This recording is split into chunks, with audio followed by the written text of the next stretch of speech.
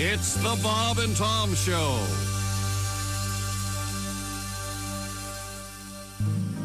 Well, the church burned down and no one knew what Pentecost Baptist was going to do. The Sunday brimstone got so dadgum hot it burned up a church bus in the parking lot. In a panic, the Reverend Dr. White called up an ex-member that hadn't lived right. He owned Joe's beer joint right across the fence. It's the same Joe's he preached against. He said, I don't really want to be a hypocrite. I got a Sunday school class about to have fits. We're all excited about Revival Week and been moved by the Spirit, so to speak. With all the souls we saved and money we spent, we thought God told us to sell that tent. I got a famous evangelist supposed to come and done run out of chairs. Will you loan us some? Joe says, hell, you can just use the whole dang place. Ain't nine on the jukebox. Amazing grace. I ain't supposed to be open because of them blue laws, but we'll open tonight if it's all right with y'all.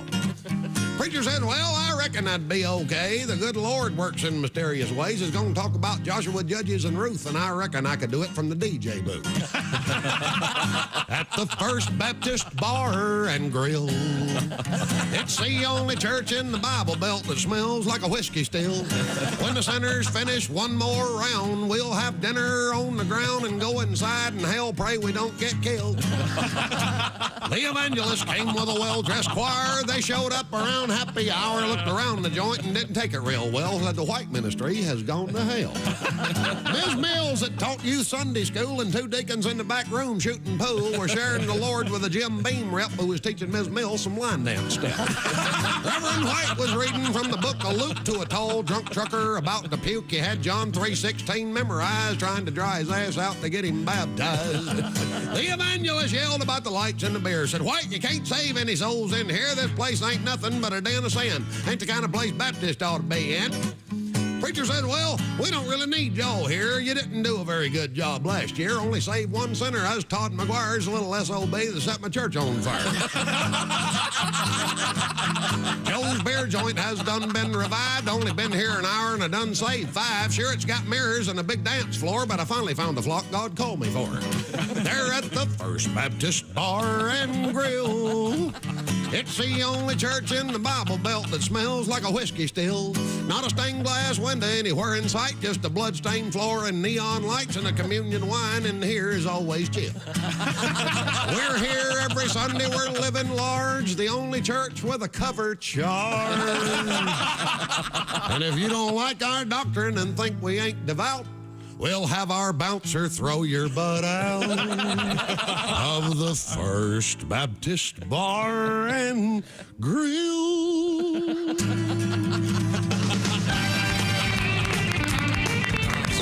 Hey, from the O'Reilly Auto Parts Studios, it's the Bob and Tom Show. Bob and Tom. Christy Lee at the Silac Insurance News Desk. Howdy. Pat Godwin. Hey, chick. Does not know where the microphone is. 50 years in entertainment. No clue. Hello, Josh Arnold. Hi there. There's Ace Cosby. I'm Chick McGee. He's back. And I don't know what to call you. I was thinking driving in. Sporto. Chief. You were chief for a while. Yeah, I think that those days are gone. I'm now commander. But what hip name like that do you use? Like, hey, if you forget their name, like, hey, Sporto, hey, buddy, hey, pal, how you doing? I don't. You don't do it? No. You don't interact with people you don't know intimately? What are you saying? I know, but there was someone who used to work here that called everyone Bud. The guy who asked always if, hey, you got a lunch? That guy? Ed? No. Okay. No. Oh, no, that guy. I miss Ed. Oh, yeah. He was fun. Yeah. Oh, you remember Ed? As soon as you'd see the guy, the first thing you'd see him, he's going, you going to lunch today? Yeah, you got a lunch? At like I remember it. 8:30 in the morning. Hey, what's going on? You got a lunch? And you go to, the occasional time I did have lunch with him, mostly he was trying to plot dinner. Yeah. But he seemed to be he wasn't overly, not that much overweight. He was chubby, but not, but very odd. Ugly, too. That was the... Oh, hideous, man. Oh, man. That guy was... It was hard to eat lunch. That's why he kept... That's why no one wanted to go with him. You can't eat them. You can't eat yourself handsome. No, you sure can't. Yeah, no, that would have been... Oh, boy. I guess, how do I reverse this? He was a beauty famine, if you will. Probably not appropriate. But I hadn't thought about him in a long time. Yeah. He ended up being one of those helicopter traffic guys. What? Yeah. Ed? Yeah. In the copter. Is he still with talking us? about a Is he still different with person. us? Yeah. I'm talking about AE.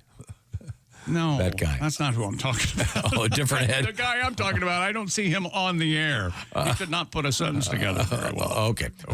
So the point is, we've worked with a lot of grossly incompetent people over the years. Not like us. Oh. And by the way, the point also is, Tom's back, ladies and Thank you. gentlemen. Oh, man, we missed you. You know what? I wanted to be the first to say it, and I'm absolutely serious. I missed you. Oh, okay? thanks. I really did. Well, right now I'm sterilizing my area because I found out that the guy who was sitting here all last week has COVID. Oh, yeah. Yeah, so I don't know much about illness or disease, but I guess is it smart Remember, to be? it doesn't spread through touch. It was through the air. You're fine. Okay. The air that he and was kissing. breathing is gone. He wasn't here Friday. Did you kiss him? He wasn't here Friday, so Okay. you're good. Oh, really? And I thought for sure I'd get it because I kissed him every morning. Oh, Did you man. really? Yeah, I don't know how you didn't. Yeah, I kissed him too. You see, Josh walked in on one of the On the lips or the nipples? right on the mouth. You start with the You're not lips. going to get it through the nipples. Well, he's so hairy, you'd probably have trouble. You'd have to do a lot of tongue. I almost got it that time, Jeff. Please Look at how Please don't do that. Chick and I are focused on each other's eyes. looking at Don't ever. I saw it. Yeah. Don't ever do that Look at again. that. Well, Well, let's see. Time of death? 4 minutes in. All right. I know in the course of your life, I'm sure you've had to tongue your way through a vast jungle of hair. Absolutely. I will admit it. Yeah, and Are you saying you're not going to admit it? It was the late 70s. Sure. We've all boy. done some bushwhacking. Yeah, Absolutely. That's why I enjoy the nice hardwood so much. It's like Christmas. Yeah. Yes. Yeah. There's a big difference. There's a couple things you don't want to go away. The shaving Yeah. and yoga pants. Yes. Please stay. The, I got news for you. the guys. advancement. What? The shaving thing's going away. Is it going away? A lot of women are Well, going guess back. what else is going away? Yeah. The men. What is it in The free dinner. Yes. Magnolia? Respect that D. We have unusual news from the genital area coming up this morning. Good. Believe it or not, for the boys, if you will. All right. The testicles? No, the other. men? No, the big thing. The other thing. The hang penis. down. The penis. Yes. We're all right. adults. The Okay. penis. Well, we have an interesting news story we all about have that today. Well, Christy has hers in her purse, but still, I have a couple, actually. couple in her purse. She nails them to the wall like Oh, yeah, that. that's what I like about Christy. She's not greedy. She didn't keep all four of them. That's true. 3. I still have, I'm still married. Well, they're still. Hey. I've been gone for a week, so I didn't want to say anything. Yeah.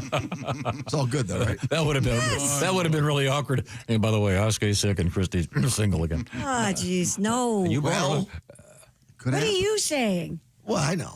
Yeah. Sorry. Welcome to our new show, The Pot Calling the Kettle Black.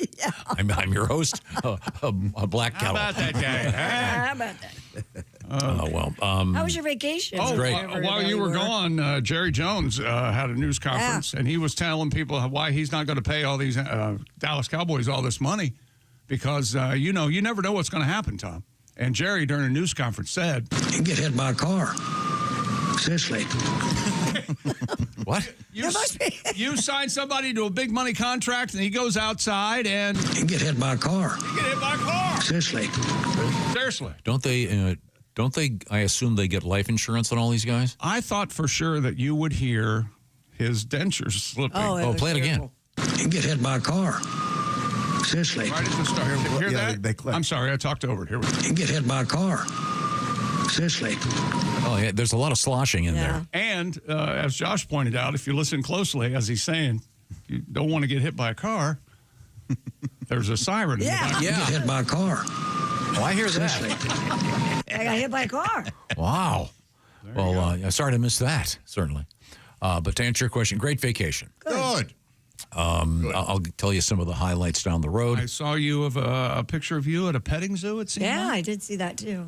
Really? You and a goat. Oh, yeah. Drawing the comparison between you being a goat and a goat being a goat. Oh, I think Willie put that up, didn't Yeah, he? Willie put that up. Yeah, I went to, what was it? The Four Eagle Ranch. Did you see Four Eagles? No, but there were goats and horses. Took a horse, but Did you ride a horse? no, it was one of those wagons you get pulled. Yeah. But it was great. Wait, ho, slow down. Sorry, Josh, he didn't go to one of them camps with a wagon. You pushed the wagon. A horse-drawn wagon? Yeah, it was great. Okay. Oh, and Did you drive the wagon? No. Did you do that? More of a handsome cab. No, it was just it was like two benches in the back of a. Sure. It was great, Fun. and the food was unbelievably great. Like real ingredients and things? I just ribs and sweet corn. God, it was just beautiful. Well, good. And the weather was great. And you ate? But I will say this: when I got on the plane, after being in this great weather for 70 degrees, 75 degrees, the plane takes off and the pilot comes on board. And this is one of those pilots that really like to talk, which is fine with me. And he said, "By the way, when you land," and because they all sound like Chuck Yeager, even if they're This your captain speaking. We'd like to thank you for flying this plane. This crew based out of Boston. We'd like to tell you. In the book, The Right Stuff, Tom Wolfe talks about the fact that all pilots, at least in that era, sounded like they were Southern because they all wanted to be Chuck Yeager. And even he goes, "Now, when we land, you're going to think we've flown to Orlando because it's so hot." It was quite a shock. Yeah. If you're in beautiful weather for cool summer The weather humidity for a that week, really gets you. and those jetways, I believe that as you step off the plane into the jetway, do they microwave you right away? Is that why you get so hot? Yeah, well, there's an irradiation that you want to have. Okay. I was just wondering. It sterilizes you. It was very, very hot. Weren't you hiking in like 48-degree weather? Only in the early morning. Sounds delightful. It was great. Yeah? It was wonderful. I did about 15 to 20,000 steps every day. Nice. You ever get into that thing where you're comparing steps? God. Yeah. Not yet. Not yet. Well, Patty, you might want to do it pre-heart attack. It's just a little caution for you. I've compared Netflix viewings. I haven't really compared steps. Did you like fill in the blank? Yes, I did enjoy. Oh, you answer that? Oh, yeah, sure. Didn't watch a minute of TV, so I have no idea what's going on in the world. Thumb down. Well, that'll be handy. Right now, let's catch up with something I did do every day constantly, and that was, of course, drink coffee and tea. And if your coffee tastes like disappointment, it's time for a serious upgrade. Java House is here to rescue your break room at the office. Java House, you just peel and pour. You don't need a Rube Goldberg device to take your coffee and brew it, and then it's full of germs, and the last guy that was in there had COVID. No, not with Java House. You get your little cup like this. You peel and pour. It's that quick, and you add whatever kind of water you want. Or Big news while you were gone. What's that? We have a new electrolyte drink, hydration drink. It's right here. Orange one. Orange one? I've got it right here. good. I'm about to drink it for What the is this first time. called? Orange Explosion? Or? Liquid Science. Liquid Science. It's so good. I'm going to have one as soon as we take a short break. But you could theoretically just do it now while you're talking. Peel and pour. You didn't have any water? Yeah, I don't have any water over here. Well, you got to have water. They can't do everything for you. This is like Willie's so easy. like Willie's concept of the waterbed store where they fill it for you on site. That's right. That idea did not take off. You buy here. You pay here. You fill here. I don't think he cared for the teasing either. I think it was a great idea. Anyways, you pick your favorite, your coffee, your tea from Java House. Like I said, no clunky, dirty machine. Other people have been handling it. When you work around here, I keep a gigantic gallon of hand sanitizer because God knows where you guys have been. Right now, Java House is giving you a chance to win Java House coffee for your office for an entire year. Plus a Bob and Tom gift pack with a hat, a hoodie, a classic Bob and Tom Show CD or two. And you'll be the hero of your office. Visit bobandtom.com/contest to get all the details. So coffee, tea, teas, lattes, energy drinks, hydration drinks, even hot chocolate. I'm not pointing any fingers. Okay.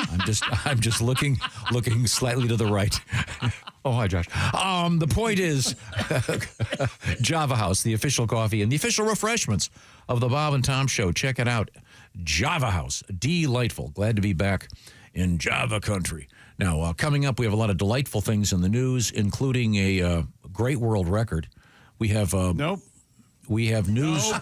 We have news from both Chipotle and Wendy's. It's the most Tom-centric world record you'll ever hear in your life. Not only that, but the person who set the record is named Tom. Oh, it's wow. It's All right. maddening. It's insane. It probably had to be one of the most fun records for anyone to do. Plus, we have various animal stories for you on the way, including pythons and public toilets. And great comedians, Derrick Stroup, Greg Warren, Leanne Morgan, all happening today. I'll remind you that we are in the O'Reilly Auto Parts Studios. This is the Bob and Tom Show.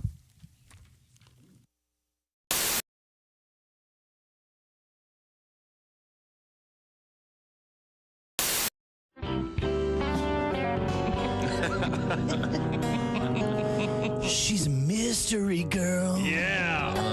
Thank you. No one knows what she's all about. She's a mystery girl. No one knows what she does. She says she doesn't have a job, but she drives a Ferrari and she lives in the nicest part of town. She's a mystery girl. No one knows what she does. She's always getting text messages right in the middle of our dates. She has to go somewhere right away. She's a mystery girl. And then she pays her bill all in singles. She comes home really late in the evening, says she's not in the mood for love, and she got rug burns on her knees.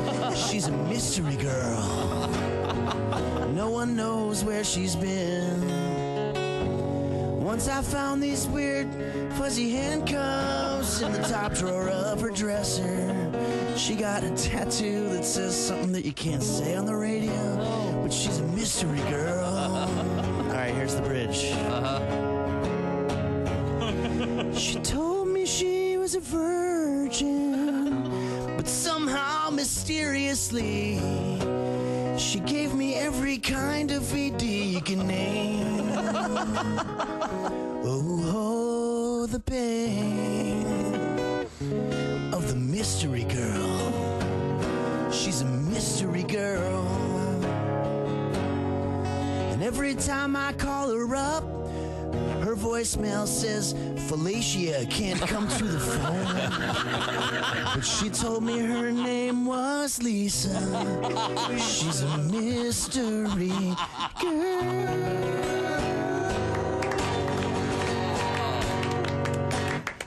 Was that Henry Felicia? Phillips.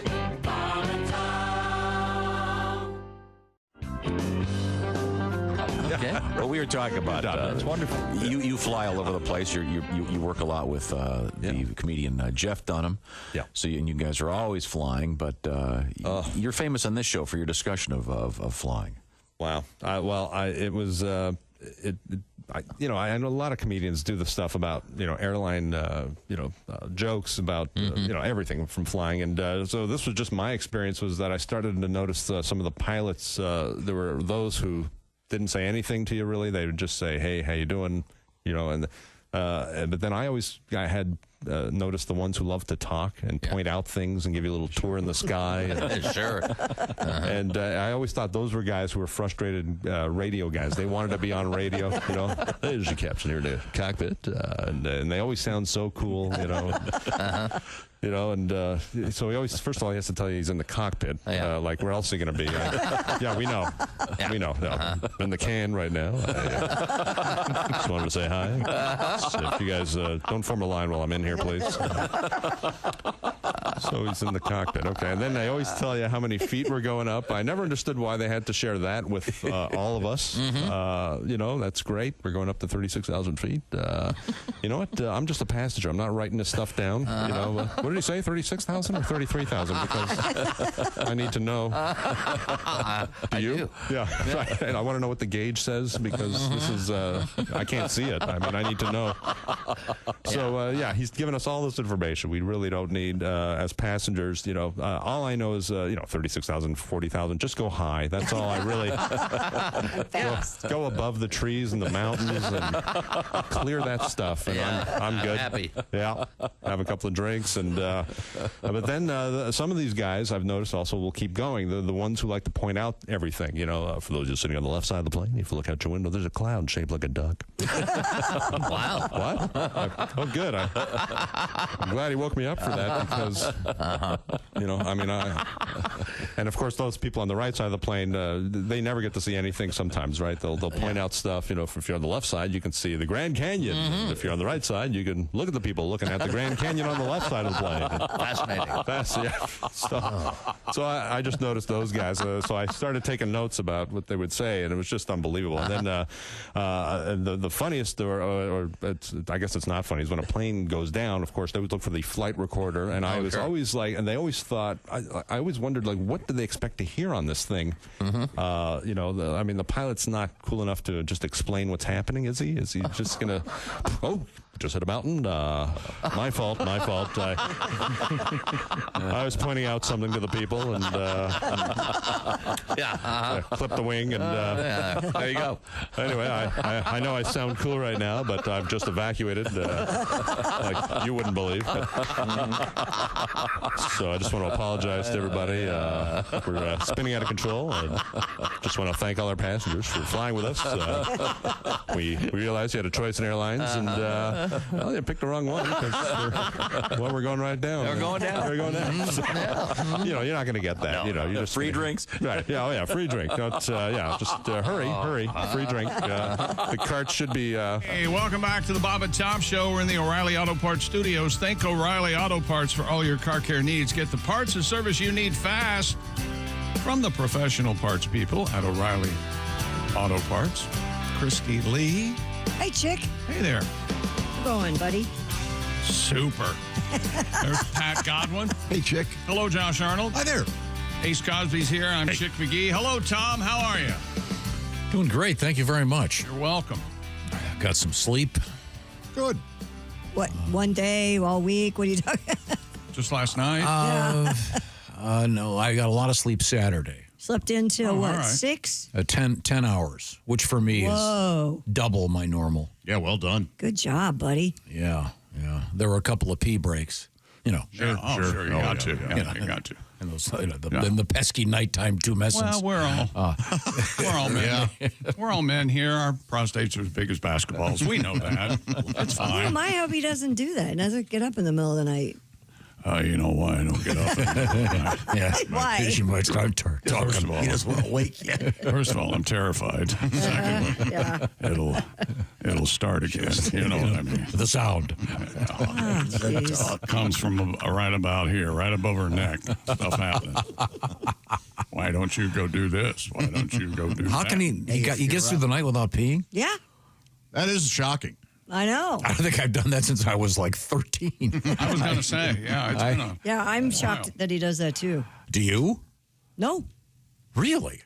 This is shocking. Have you had your prostate checked? Not lately. Okay, I'll do it. I have the short straw. Why hasn't anyone done that as like a hidden camera type thing? Have a woman go, I'm here for my prostate exam.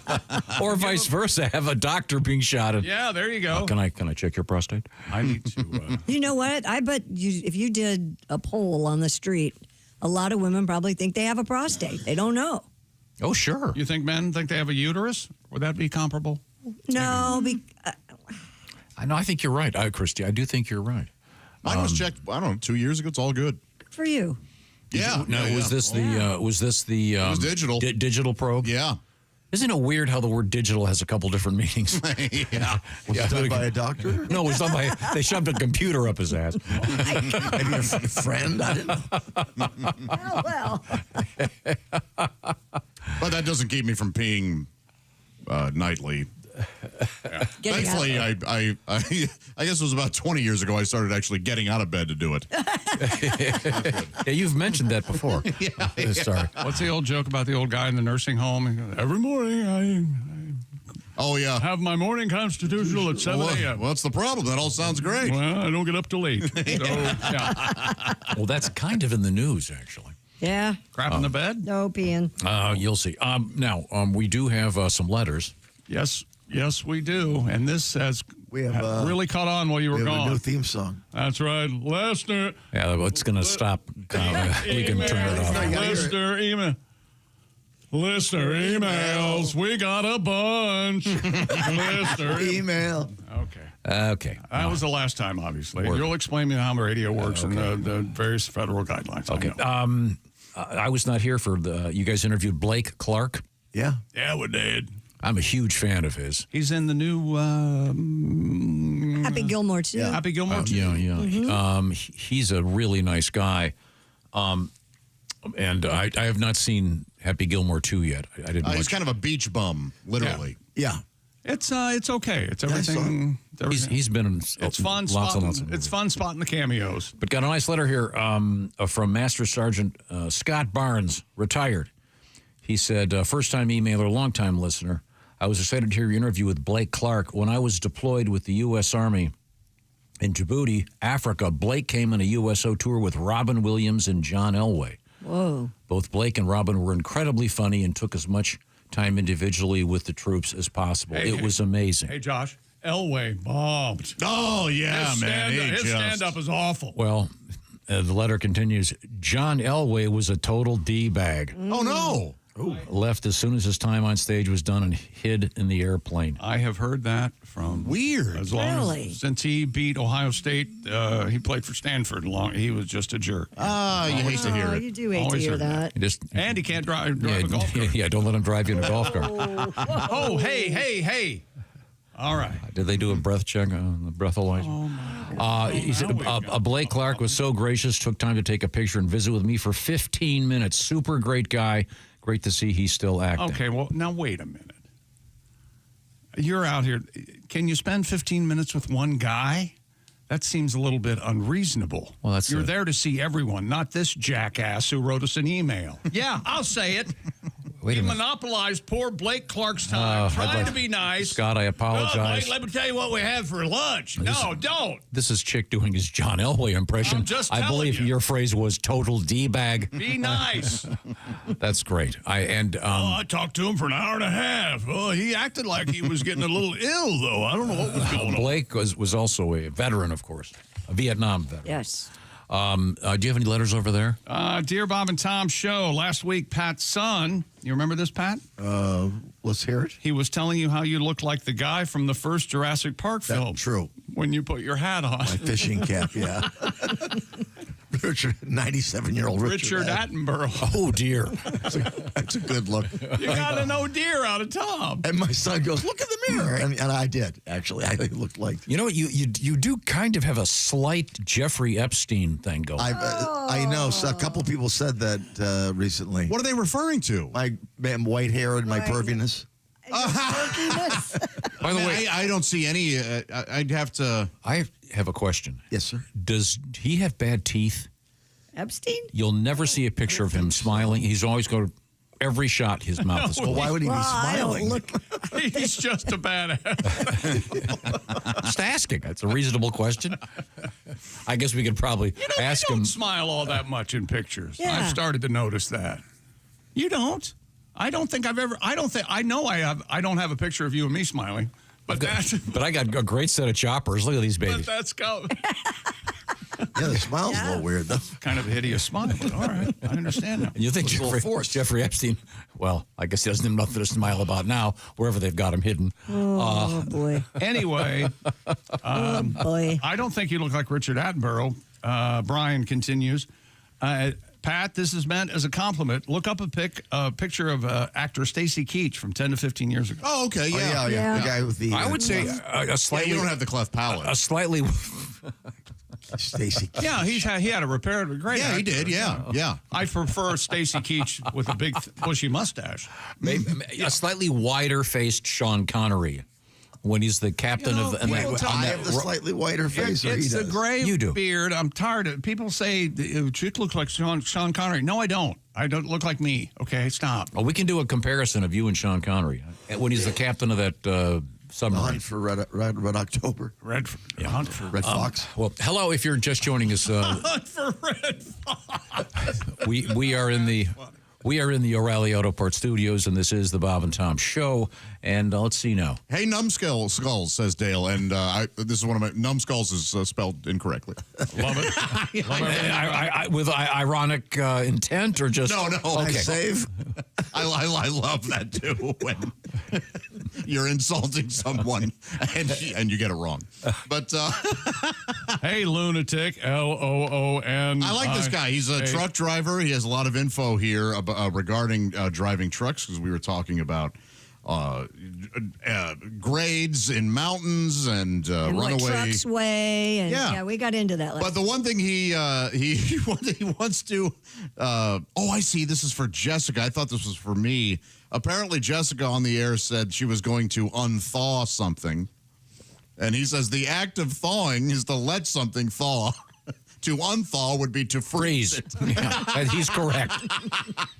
It is true. Yeah, I was driving on Interstate 70 in Colorado, and when you're in the mountains, every once in a while they have these big signs for trucks whose brakes are failing. Right. And you would go off to the right, and then you would go up a hill. Yeah. That has a bunch of sand in it. And my question would be, how do they get them out? Oh, it's expensive, and they have to really pull them out. And yeah, Josh was talking about that because Josh drove a truck for Rawlings in New York City. Yeah.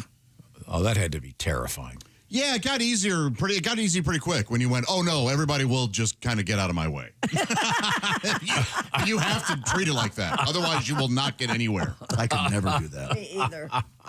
It was a thrill. No, it was very stressful. It was like King of the Hill, huh? Yeah, driving in the mountains is real tricky. Yeah. For me, the biggest problem is I'll be driving and I look up and, God, that is so beautiful over there. Look at the sun on that cliff as I run into somebody. So I had to really focus, which for me, as you know, very difficult. Very hard. Really? Here's a nice letter. Sad to see that Chuck Mangione died. I'm sure did you guys cover that? Oh, yeah. Yes. In fact, we gave it too much compared to who else died last week. And it's Chuck, Ozzy? Apparently it's and Chuck. Hulk Hogan. And Apparently it's Chuck Mangione. Malcolm Jamal Warner. And, and we lost a lot last week while you were gone. Bob Hope. Bob Hope. The last surviving member of Hogan's Heroes. Did you see that? Yeah. No. Which one? Well, you won't know who it is. He replaced Ivan Dixon when Ivan left to actually do real. He was on the last television. Ivan became a distinguished director. Yes. Who was the? I did not know that. He replaced. I think his name was. What was it? I'll look it up. Is it Washington? Oh yeah, he directed the Gas Pump Girls, right? And I think he might have. He played Kinch. Kinchlow. Kenneth Washington. Very good. Kenneth Washington. Yes. This guy writes, I am a former band director. I still play cornet in a 30 to 35 piece brass band. Well, you can hide mistakes. Then he writes, and Pat and I can vouch for this. I have never seen a group of people drink more than they do. Apparently. Well, you've always said that about horn players. Yeah, horn players. True. Yeah. Which reminds me, I went to a dispensary in Colorado. I've got a funny story about that. Did you blaze up? Did you? Did you try a gummy while you were there? Do some gummies? I can't say which member of my family I was shopping for, but I did have to call them while I was in there and got soundly yelled at by the whatever you call it. What do they call weed sommeliers? A weed sommelier? I don't know. Yeah, who knows? Sommelier? I'll get to that. This guy goes, sad to hear about Chuck Mangione. Most people don't know how prolific he was as a composer. No, I know. Exactly. One song. Everything else. It was else. like 30 plus albums. Noodle. Yes. People like this. There are people who like that. Chuck was responsible for many soundtracks. When our brass band goes to contests, there are always instrument companies there with their products to try out. It doesn't matter what time of day you visit the vendor area, there's always some idiot who picks up a flugelhorn and immediately launches into the Chuck Mangione song, Feels So Good. It'll happen dozens of times a day at those events. This is the equivalent, of course, of No Stairway when you're in a guitar store. Well, so that's good to know. You don't remember Bob's story about Chuck Mangione? Oh, we talked about it, yeah. Nice, pleasant tune. It feels so good. You know what? It is. It's very really pleasant. Yeah. I saw him at an airport. You know how I knew it was him? He had the hat on. No. No? Carrying his horn. I am totally serious.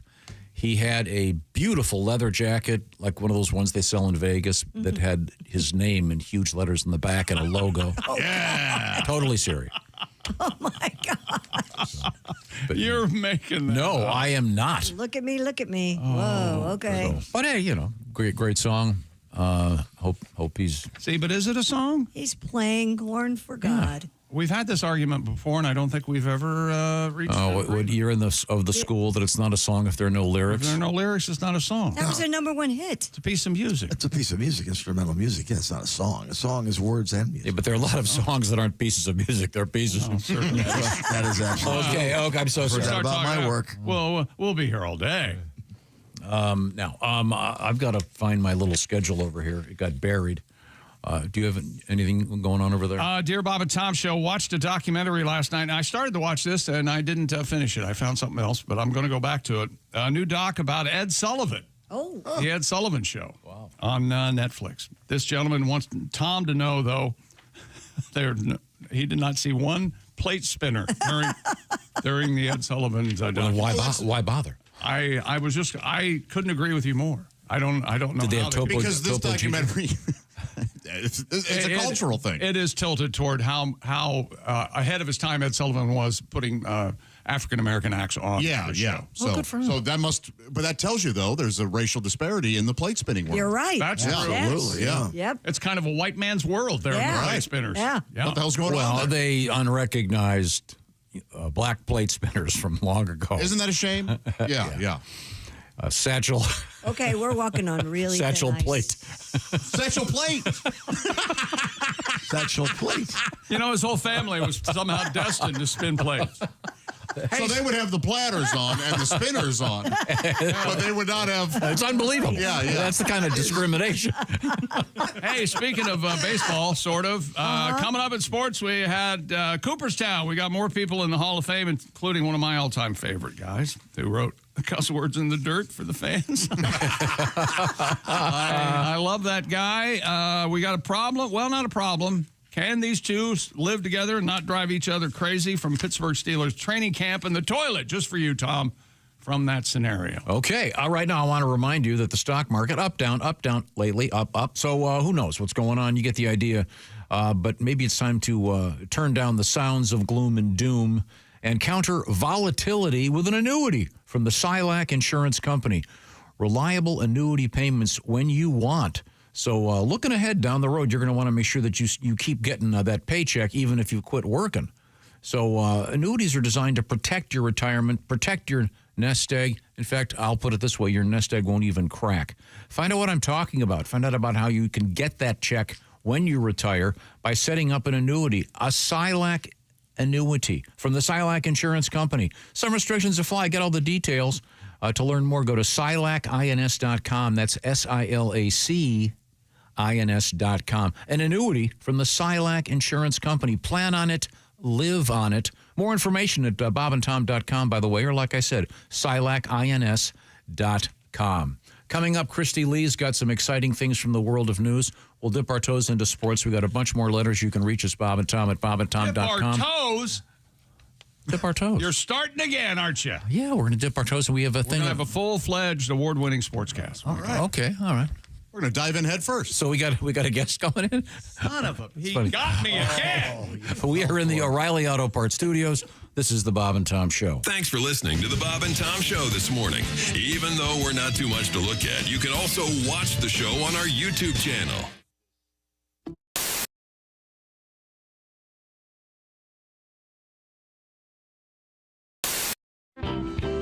Occasionally, I will sing in my stand-up act if I'm talking about a particular band thing. Like right now, I have I kind of talk about the fact that Grunge STP is getting back together. Scott Weiland. Yeah, from sure. So I kind of do a mild dancing impersonation of him to prove that you have to be on heroin to dance like that. And and the fact that he's actually our generation's Keith Richards. If you've noticed, nothing will kill him. He's been kicked out of 2 bands because they thought he was going to die, and then he didn't die. Right. He's still alive. And I hear him, and they're like, hey, whatever. Let's record record another album. Who cares? I like their music. So. Yeah, absolutely. And I think we can all agree that that grunge is the one good thing that AIDS gave us. I think you can pretty much argue that. And, you know, if you really, nothing explains the biggest left turn in the history of music like AIDS, because it literally was like 1 week we were like, don't want nothing but a good time. AIDS, I seem to recognize your face. Pour some sugar on me. AIDS. Me. You tell a generation of 13-year-olds that sex equals death, you're going to have them going, I deny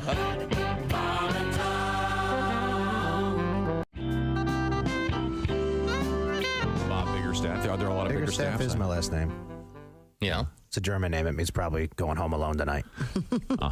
Do you get the porn jokes with that one? Always. Oh, yeah. All the time. Hey, is your middle name looking for a? Oh, you know what? I was doing... Looking for a, that Bob looking for a Biggerstaff. I wish I had a. That wouldn't be good. I wish I got it. Wish I had a. Get this. I'm doing a show a couple weeks ago. Girl comes up to me after the show. She's like, wow. Yeah, hot chick. Amazing. Yeah. I know. Yeah. Play along. Yeah. Then what happened? She's like, Biggerstaff. She goes, that's my last name too. And she shows me her license. Right? She's like, we've got to be related. She's like, we're gonna party tonight. Oh yeah. And one of the other comedians is like, hey man, I think you got a shot with her. I'm like, Your long lost. I don't know. You know, when the conversation starts with "we've got to be related," probably not going to end with me having sex with her. Yeah, probably not. I'm going to try. Sure. Yeah, because you're a guy. Sure. Right. I know how these things end. Yeah, I know. Yeah. Stay positive. Yeah, first cousin or not. Yeah, that's a myth. It. Yeah. Oh yeah. Now, Roy Wood Jr., you are a junior, obviously. Yes. When you went into showbiz in the beginning, you had the option of going with Roy Wood or going with the Roy Wood Jr. I started in '98, and that was like the back end of the Def Jam boom and the comic view boom for black comedy. So every black comic was named after food or their name was a verb. Yeah. Give it up for tripping. Tripping? Well, yeah, tripping. You know, he be tripping. If I trip, then I'm tripping. Yeah. Give it up for Slappy. Like, I like to want to be that. Wow. I'm not. Slappy Wood Jr. I often give it up for Slappy. Come on, Slappy Wood. And I mean, Slappy Wood. Yes. So all those. Speaking of porn names. What's the exact correct name of this? The Pickle Dog. The Pickle Dog. Pickle Dog. Okay, now. Well, we are all Pickle Dog virgins. So, Bob, why don't you go first, and I'll do the play-by-play. Now, Bob, your right hand, you're supposed to put your left hand behind your head before you. Oh, no! Pickle Dog down! Okay, Bob is now chewing the Pickle Dog. He's about to give his analysis and his review. Bob. Delicious. It is delicious. It gets a thumbs up from Bob. It's very messy. Are they going to be able to show this on the TV show? No, John, eat it. It's very messy. Bob, your thoughts? Johnny, I shot my hot dog. Right out of the pickle. Out of the canoe. Well, some people get a little excited when they have their first Pickle Dog. Well, you know, I did, and I've created a huge mess over here that actually looks somewhat like a porn shoot. More increase his salary if we're going to get him to do it right. Art, I know one of your favorite words is yes. Is that correct? Yes. Yes, thank you. Yes. You've heard and seen the Say Yes to Michigan commercials, I'm sure. Yes. Well, there's a billboard in Indiana. In fact, there are a lot of them. An Indiana billboard company has launched a war between the states by erecting a billboard that says, "Shut up, Art." Yes. Oh. No, it says, "Say no to Michigan." I see. It says, "Say no to Michigan. Wander Indiana first." Michigan tourism officials are taking the slogan war in stride, but some Michigan residents are not amused. They've even complained to the Indiana Chamber of Commerce. Travel officials in Indiana say they have nothing to do with the billboard. On the other hand, they're not terribly upset about it either. Josephine Hickman, president of the Hoosier Outdoor Advertising Company, admits her billboard design pokes fun at Michigan, but she says there are Say Yes to Michigan signs posted all over northern Indiana, and Hoosiers' feelings are hurt. Hey, we're a fun place. What can we say?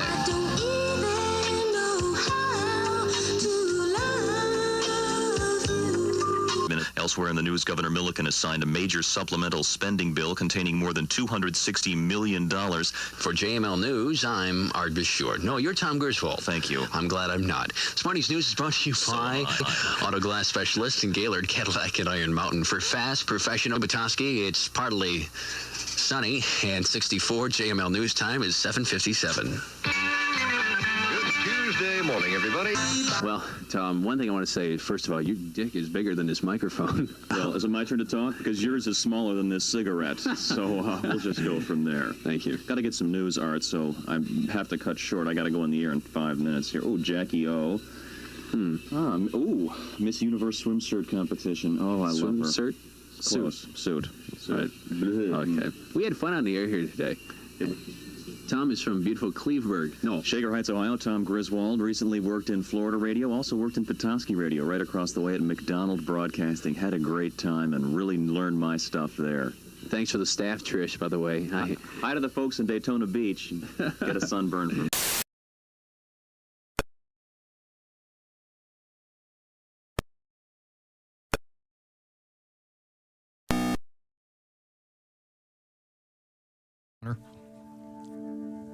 Welcome back to the Bob and Tom Show.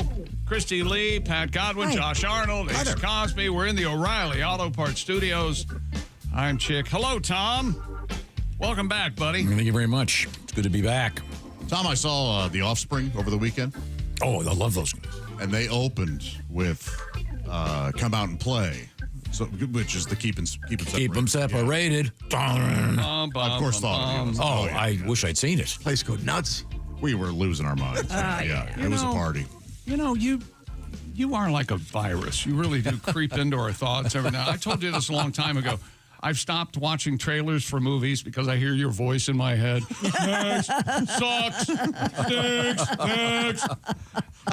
And I can't watch TV shows that you do. It ruins it. I still haven't watched the John Hamm thing on Apple Plus. John Hamm, that's a great show. Because of you. Because of you. Because of you. You and your ways. You ruin everything. Some call it everything. Some are calling it, I think it's called luxury porn. Oh, really? Have you seen it? No. John Hamm plays a guy I don't know, some kind of hedge fund guy or something, and he loses his job and starts robbing his neighbors. Oh my gosh! I've seen the trailer. They're sitting in a hot tub, and his boss going, "So, how you doing? Family, kids, you all right? Hey, you're fired." That's how it's a kind of a comedy, and okay, we'll check it out. It's very good. He does not unleash the Hamaconda, does he? Does he? Oh no, not yet. You don't see the Hamaconda. There are certainly some scenes featuring adult intimacy, if you will. Did they stimulate you in any way? No, it wasn't. You're above that? Yeah, no. Well, it depends. That one watch that he had, I kind of like that one. Nice watch. So he turned on my watches and cars. I'm kidding. I want to see these watches. Yeah. I'm joking. He's in a relationship. Yeah. Okay, go ahead, Tom. And I'm trying to think who the female lead. The ex-wife? Yeah, she's Olivia Munn? No. The other one. What's her name? She's from the football movie with Florence Henderson. Matt LeBlanc. No, I'm sorry. Nine something. The football movie with Bruce Willis. Amanda Peet. Amanda Peet. She's whole 9 yards. Brilliant. I speak Godwin. Yeah. That wasn't the whole 9 yards. That wasn't even close. Nothing to do with football. It's not a football movie. Yeah. Except you need another yard for a first down. Yeah, very good. I'm sorry. Do we have more letters to get to here? Dear Bob and Tom Show, I heard you all chatting about moose today, where I live in rural Idaho. Why aren't we in Idaho right now? Do a show from Idaho. Doing a vacation show. Oh, and great air. We had an ambulance crew strike a moose last year. Oh, no. Our ambulances are gigantic 4x4 beasts with massive, giant grill guards on the front. No people were injured. Sadly, the moose did not make it, but it cost $20,000 damage to the ambulance. I'd just get a new ambulance. I'm not gonna, depending on how many miles are on that ambulance. Boy. And we had someone checking in last from Homer, Alaska, who they live in Alaska. There were moose all over his front yard. Hey, Homer. And Barney. They sent us pictures of moose in their front yard, and there was an eagle landing and a pine tree they had in the backyard. It was just glorious country, Tom. So pretty. Yeah, I was about 30 feet from a mule deer or 3. Gary Mule Gary Deer? Mule Gary Deer? Mule Deer. I The thought guitar comic? Now, how do you distinguish deer from mule deer? Ears. Ears, basically? Ears. I've never seen him in the wild. I was. They're stubborn deer. There's a pretentious aspect to this coming. Of course there is. I was walking between gondola 1 and gondola 2, but yeah, you're in the middle of the woods. Yeah. Of course, yeah. So I took some photos. I'll show you. Did you do the mountain roller coaster thing I insisted you try? I did it 3 times. Yes, it looked awesome. What is that? What? This is the coolest thing. Is it like the bobsled run and they turn it into a... Yeah, kind of. It's it's a 1-seater. You sit in it, and you've got on either side you've got a handle, and I'm trying to think of it how it works here. You push it forward, and it's gravity driven, and you pull it back if you want to slow down. Mm-hmm. So of course my little girls never pulled it back. Yeah. I spent the whole time. It's imagine if a roller coaster were going down a mountain. And then it winds around. It was so much fun. It's cool. They have them all over the Appalachians and in the Rockies. I'd never seen one. And then when you get to the bottom, and I kept thinking this is going to be over soon, and it just kept going. Yeah. And going. And then you get to the bottom, and there's a machine that hauls you up. It was great. Yeah, I've been really wanting to do one of those. That's awesome. Huh. Yeah, we did it 3 days in a row. Yeah. The girls did it. They did it even more. So it was really fun. Is that it? Yeah, the car. that's what the car looks like exactly. Really, You were really in fun. that? Yeah. Did you get motion sick at all? No, not at all. It was. How do I describe you? Almost a go-kart / roller coaster. You guys here in the studio will understand this, but to this reporter, that looks like a really short ride. I don't know. That one is. That's for the. Yeah. that I believe must be like a demo. It's just a section of the track. Yeah, that's a very short section of the track. Well, hey, can you fit in this? Yeah. Yeah, that's the.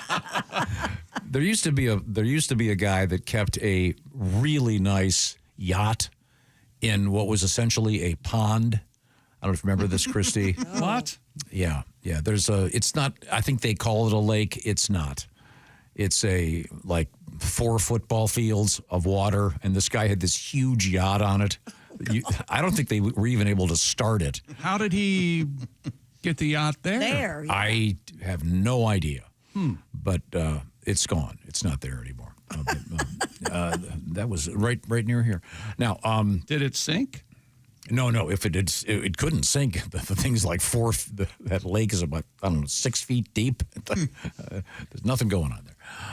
Now, let's see. This is a nice letter. Okay. Steve, kind enough to write. Dear Bob and Tom Show, I took my son to the Greg Warren. My grandson to the Greg Warren family show yesterday in Des Moines. Had a great time. Great and funny show. Excellent. Greg is fantastic. Good. So, and you may recall, I think we mentioned this, Greg Warren's comedy special, which is on the Nate Bargatze network, wasn't like one of 5 comedy shows to see this summer by the New York Times. Mm-hmm. Very good. Very funny man. Yeah, and if you've ever been involved in sports in school, Greg has a tremendous, and he was a very good wrestler, and he's got a great story that he tells. It's so funny. Now, want to give me a little taste, a short hint of what's coming up in the world of sports? You don't have to do the story, just a hint of what's coming. Do you have a moose-boosh? Like a thesaurus of... Yes. A précis of your plugs. Major League Baseball Hall of Fame inductions yesterday. Ichiro Suzuki thinks he's a stand-up comedian. He's not. Bubba Wallace won the Brickyard 400 yesterday. Right. You know who's a good comedic actor we learned over the weekend is Scotty Scheffler.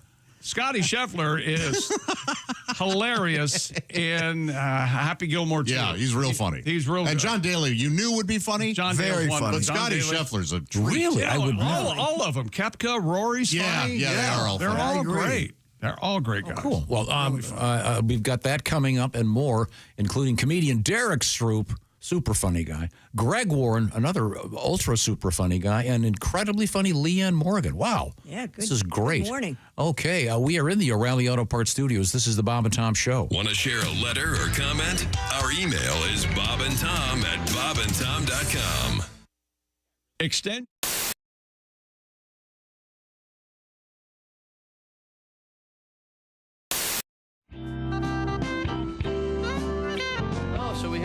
cabinets returning. Cabinets are here. Now, Tim, we need to get to this because we have a time deadline here. We're hoping to hook up with Crosby, Stills, and Nash. Beautiful. So all right. move it forward. You know, they seem to have all the time in the world until you guys got in here. Yeah, it's sad, isn't it? What do you got? Let's we go. love these guys. Here we go. Ready to go? Let's go. Writer's block, writer's block, writer's block, that's what I've got. You think I'm kidding, but I'm not. I've got writer's block. Yes, he's got writer's block. Writer's block, yes, I know. This is where the joke should go. Is there a joke there? No. I got writer's block. Yes, he's got writer's block. This is good. This is better Really than is. rehearsal. Really? You guys rehearsed a couple years ago, right? I started out, my mind was blank. I sat and thought an hour. By then my mind was even blanker. La la la la la. La la la la la. Writer's block, it's not fair. I'm sitting in my lucky chair and I can't find funny anywhere. I've got writer's block. I've got writer's block. Blow a whistle. Ring a bell. Blow a whistle again. 'Cause I can't write a joke. No, writer's block, writer's block. That's the song, that's all I've got. Somewhere over the rainbow, bluebirds fly. I stole that line, yeah, it's not mine, 'cause I have writer's block. Yes, he has writer's block. He claims it's writer's block. It's always writer's block. He's never not had writer's block. Hey, you guys, I think it's time we get some new singers. I'm getting tired of you guys. Yeah. Nice ring on the bell. Bravo. Thanks very much. Tim Cavanaugh and the That was the Cabanets. best we ever did. And the Writer's Block song. Third and goal, hit Golden Showers. Tate on a slant that was initially ruled a touchdown with 8 seconds left. After review, the play was overturned. As you can see, he's short of the goal line. No, he's not.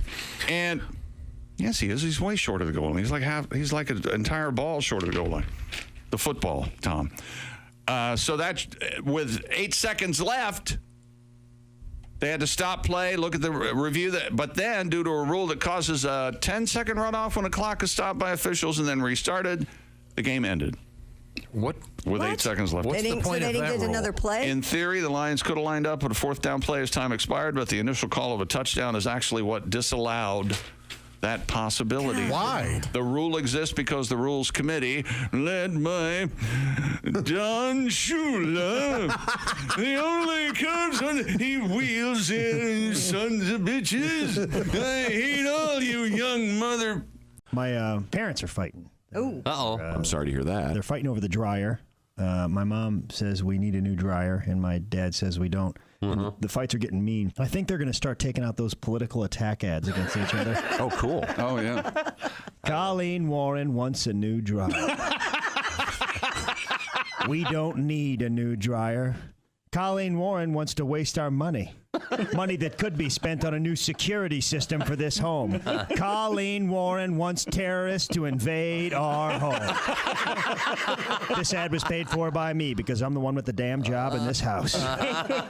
Jerry Warren says the dryer isn't broken.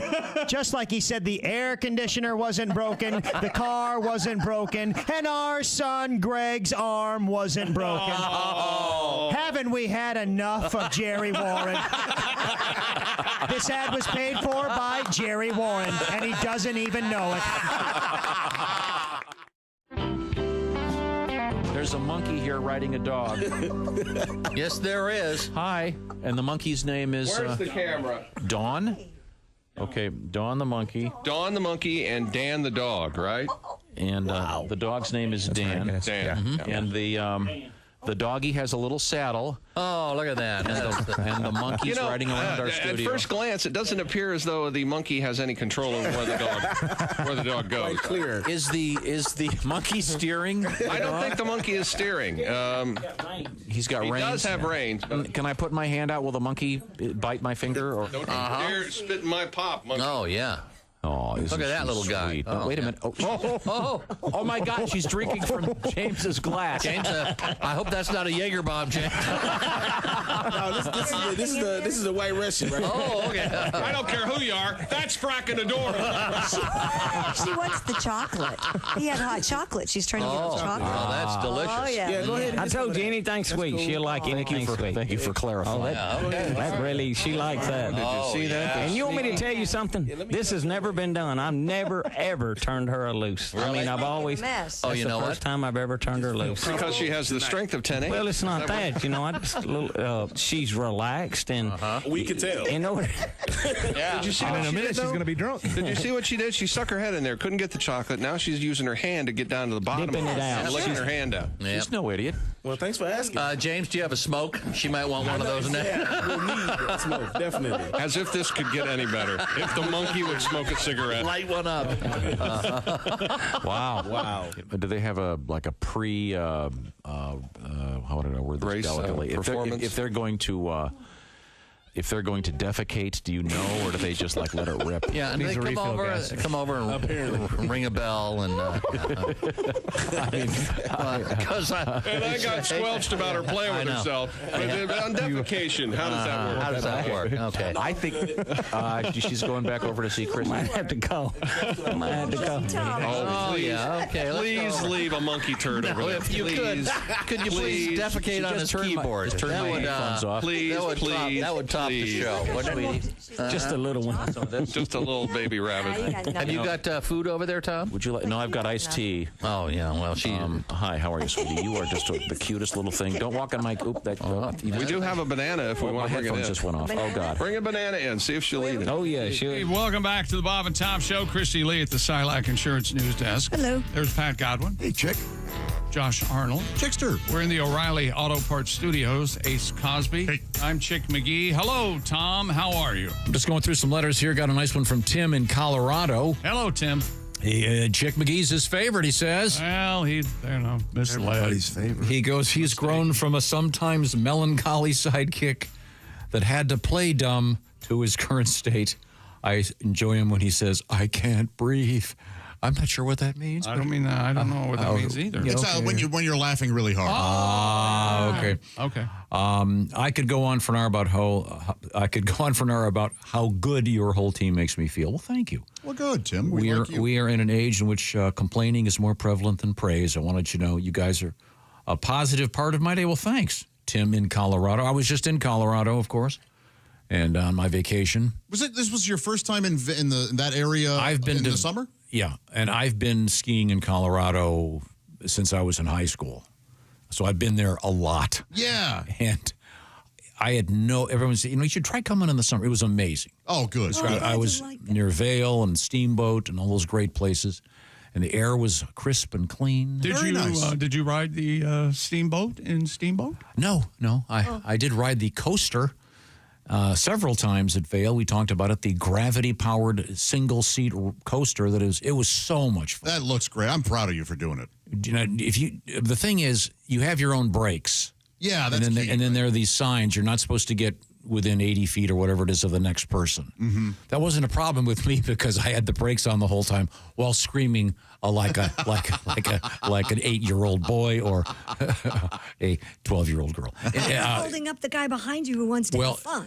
That's their problem. They have signs indicating whatever. Yeah. So if the person behind you, they have to slow down. So you're right though. I probably should have said, hey, by the way, I'm not going all out here, because you get the sensation that you're strapped in, but you get the sensation that this is going to be the first time one of those cars has ever fallen off and you're going to land head first on a mountain. At least it's steep, so the rocks will break your fall and your neck. And your head. I'm hearing you're done with the ocean vacation. Is that true? Because of the sharks? That's true. No, it's really, I have, I can't do the beach anymore. Why? Oh, son. I have skin issues, and my brother has had skin cancer. My mom had it. I got to be really careful. So you've seen me when I go to the beach. I wear the huge hat. I put that paste on my face. It's misery for me. Well, but there's sun in Vail, I think, right? There's sun everywhere. Yeah. Well, you know what else they got in Vail? Oh, what's that? I do not want to participate in this conversation. You got the reefer. Oh, God. Did you have Please a little, tell me you did got you have a little high. reefer? No, I don't. But I will tell you the story. So we're driving, and we pull in to get coffee, and across the street, there's a what do they call it? Dispensary. Dispensary. Yeah, that's a great name for it. Anyway, so we go over there, and you've got to show an ID to get in. And that's the first phase. Then you've got to show an ID again once you're inside the chamber, if you will. And only a certain number of people are allowed in at the same time. They do take credit cards now. They didn't used to. Oh, what? That is big. That is big. Yeah. But I was not shopping for myself. I was shopping for a family member. I don't want to mention any names. So I didn't know what to get, so I call Willie. and the guy goes, "You can't make phone calls in here, sir." He gets like really upset and weird. Why not? Huh. I'm sure that in the process of trying to get this legislated, they had every a-hole in the legislature weighing in with some dumb rule. In any event, so then I discreetly texted him, and I got I don't even know what I got. They're like Gummies, I bet. Yeah, and these I guess pre-rolled joints that come in tubes and a bunch of other stuff. But it's amazing the guy that I was speaking to knows as much. He knows everything about marijuana and cannabis and all this stuff. It's like if you're at some fancy restaurant and the wine guy comes up and he can tell you where the grapes are from and et cetera, et cetera. So that was interesting. And then I guess I didn't know this. I didn't bring any back. It wasn't for me anyway. But you can't get on an airplane with it, even if you're flying to another place where it's legal. At least that's what I was told. Well, that's what FedEx or UPS is for. You can't ship it, right? Right out there. Yeah. I don't think so. No, probably. I think you're under federal law on a plane, and so since it's state to state, not actually federal, that makes sense. Okay. All right. But yeah, that's. Do they have windows? The dispensaries, or is it like going into a porn shop in the 90s? That's a good question. I don't think that this particular one did, now that I think about it. Yeah, maybe they don't. I think that might be a thing that they don't have windows. But You know why? I bet. The children can't look in the windows. All I know is what that about the children? I was in one several years ago, and it was cash only, and they had an ATM right there. See, that's the thing. And there was a cop at the front door. Here's the thing they missed the boat on. They should have made it a lot more like a drug deal. Yeah, because that's exciting. Legally. That's exciting. Yeah, that's fun. That's fun. Yeah. You go, hey, you're holding? Or doses? Doses.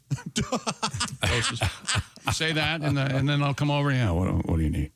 And then you mumble, and you give them cash. You walk out. That is fun. That'd be fun. Now, one of the Do they ways. just have weed, or do they have like mushrooms and acid? Yeah. They had. Microdoses? I don't know what it was. This array of stuff, and it all has it all has names like you're visiting a store with like Hendrix albums. Are you allowed to smoke in there like it's a lounge? Do they have a lounge area? I don't think so. I don't know. They would have to have a tasting area, I would think. The one I went to had a garden. You walked up the stairs, and there was this huge garden.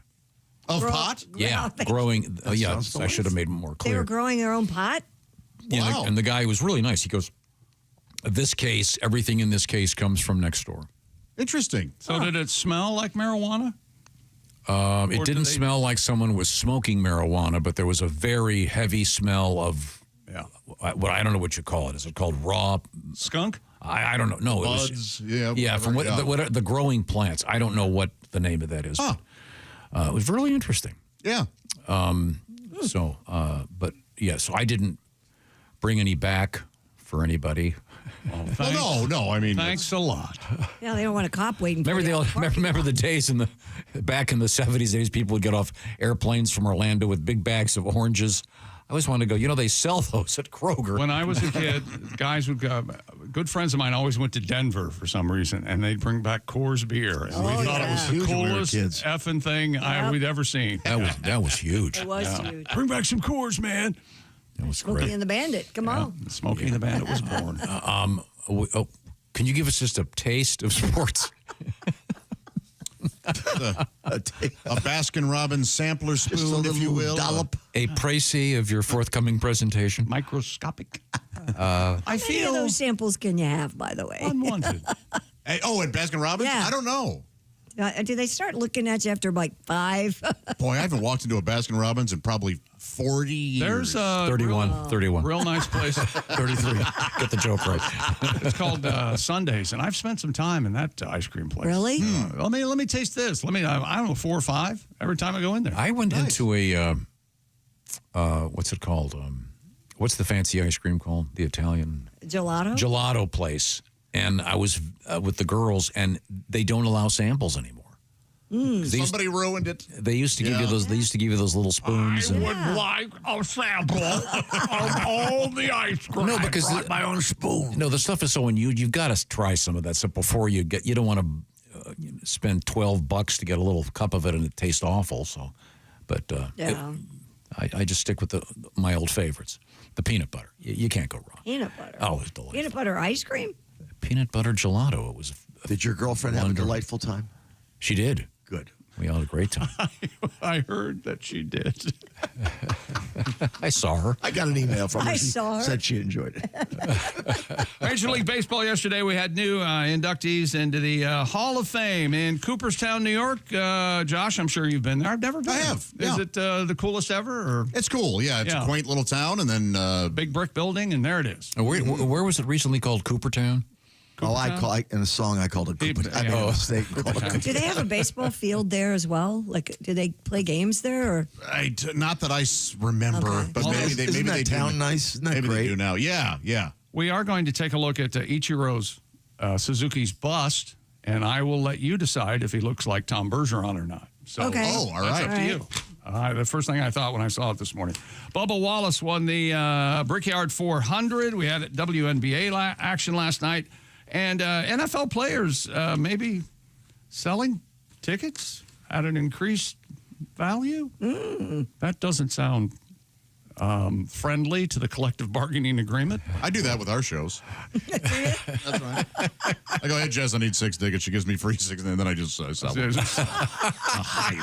That's a great idea. A little extra money. I'm only mad I didn't think of it. And what is the 999 challenge? I don't know. We'll find out. We're going to find out. How about that? But I'll tell you about Simply Safe. That's right, the do-it-yourself home security system that works to prevent that break-in. Impossible? I don't think so. It's a violation of your space from ever happening in the first place. People touching your stuff. Nobody wants that. We use Simply Safe here at the Bob and Tom Studios. Simply Safe has new Active Guard outdoor protection that helps stop break-ins before they happen. Here's what goes on. AI-powered cameras and live monitoring agents detect suspicious activity around your property. If someone's lurking, agents can talk to them in real time, turn on spotlights, and can call the police, proactively deterring crime before it starts. No contracts, no hidden fees. And, oh, by the way, Simply Safe named Best Home Security System of 2025 by CNET. Monitoring plans start around $1 a day, and we got a deal for you. Visit simplysafetom.com right now. Claim 50% off a new system with a professional monitoring plan and get your first month free. Half off, first month free, simplysafetom.com. There's no safe like Simply Safe. I got a really good new reason to get Simply Safe. Last night I was... a lot of high-dollar items I was there, catching up. I hadn't watched TV for an entire week, so it was glorious. But I did want to catch up on the news, so I turned on the news, and it had been shifted in time. I guess there must have been some sporting event on prior to the... But that America's Funniest Video show came on. Yeah. And things just come on your TV. Yeah, it was and I hadn't seen it. It was so funny, but it's amazing how many of the videos at the beginning were from those doorbell cameras. Oh, sure. Yeah. And God, some of the did they ever give a report on if the people recovered from whatever you see them? They're like at the end of the thing. By the way, this person didn't die, but so anyway, hey, you get your Simply Safe system. You might end up on America's Funniest Videos. Yeah, that was a great show. I really enjoyed it. Now that's coming up. Also coming up, great comedian Derrick Stroup's going to be in here. Plus, we're going to talk with another great comedian, Greg Warren. And then we're going to talk with another great comedian, Leanne Morgan, all today. This is going to be great. We're in the O'Reilly Auto Parts Studios. This is the Bob and Tom Show.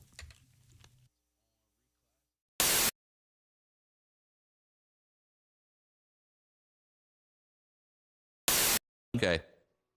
Hey, Peter. Hey, Bob. What are you doing out here? Same thing you're doing. Got a light? Smoking in front of the building. We are standing, we are talking, but mostly we are smoking. We are smoking in front of the building. Oh, we are smoking in front of the building. We are puffing, we are gagging, we are happy because we're smoking. We are smoking in front of the building. Hacking, wheezing, barely breathing, choking, croaking. We love smoking. I met a girl from another office. She's a smoker, just like me. Now we're dating, and we're smoking. We're smoking in front of the building. We are smoking in front of the building, and we smell like we've been camping.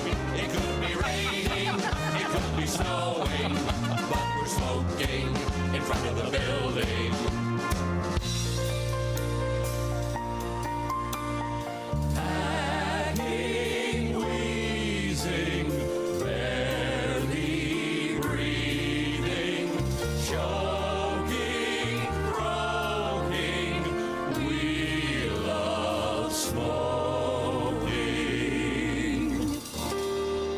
Never was a smoker until I looked outside.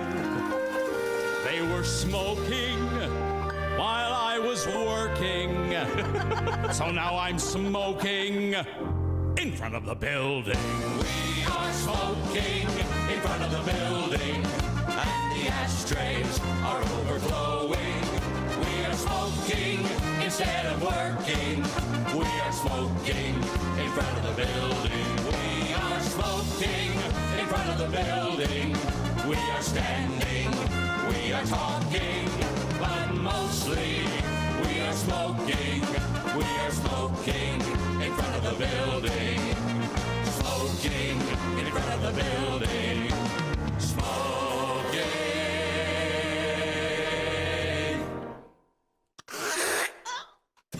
Oh, God.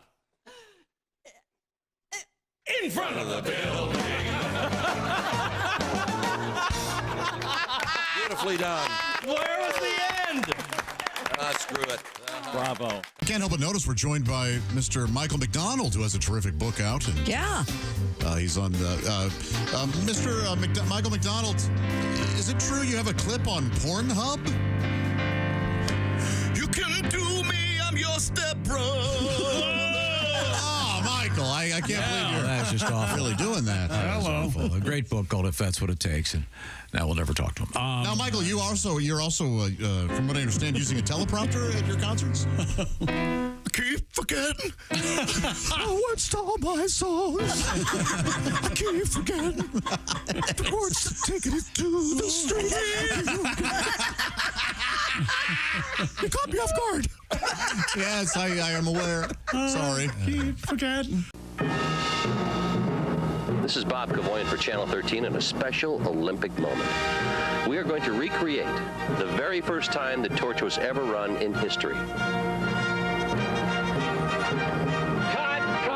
The monkey's got no gloves on. Where are the monkey gloves? I'm sorry. I didn't realize I didn't have the gloves on. Sorry. Now we're going to recreate the very first time the torch was run in history. Cue the monkey. I'm not a monkey. I'm a gorilla. There's a difference. Cut. I didn't say I didn't know what you wanted. I know what you want. I can't do it. Why? can't you do it? I can't go in the woods. Why? I have sensitive skin. I just can't do it. Sensitive skin. You're wearing a gorilla suit. I was just in the woods. Anybody can go in the woods. Have you ever been bitten by a mosquito? Possibly a carpenter ant? You don't want the gig? If you don't want to do this... I didn't say I didn't want the gig. Tony Siragusa from the Colts. Tony Siragusa said, I can do this. Siragusa cannot... He wanted the role of the gorilla. He cannot touch my gorilla. Yeah, well, he didn't even need the suit, okay? When you become a Bob and Tom VIP member, you get more and less. Wait, what? Which one is it? More or less? It's both. VIP members get more stuff to hear and less commercials to not hear. So Bob and Tom VIP is a good deal? Yeah, more or less. Become a Bob and Tom VIP member. First step, click the link at bobandtom.com.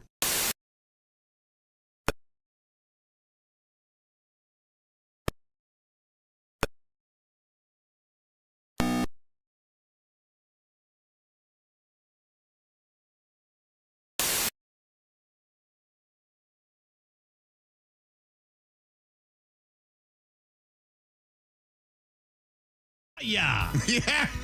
It's the Bob and Tom Show. Christy Lee at the Silac Insurance News Desk. Sorry. There's Pat Godwin.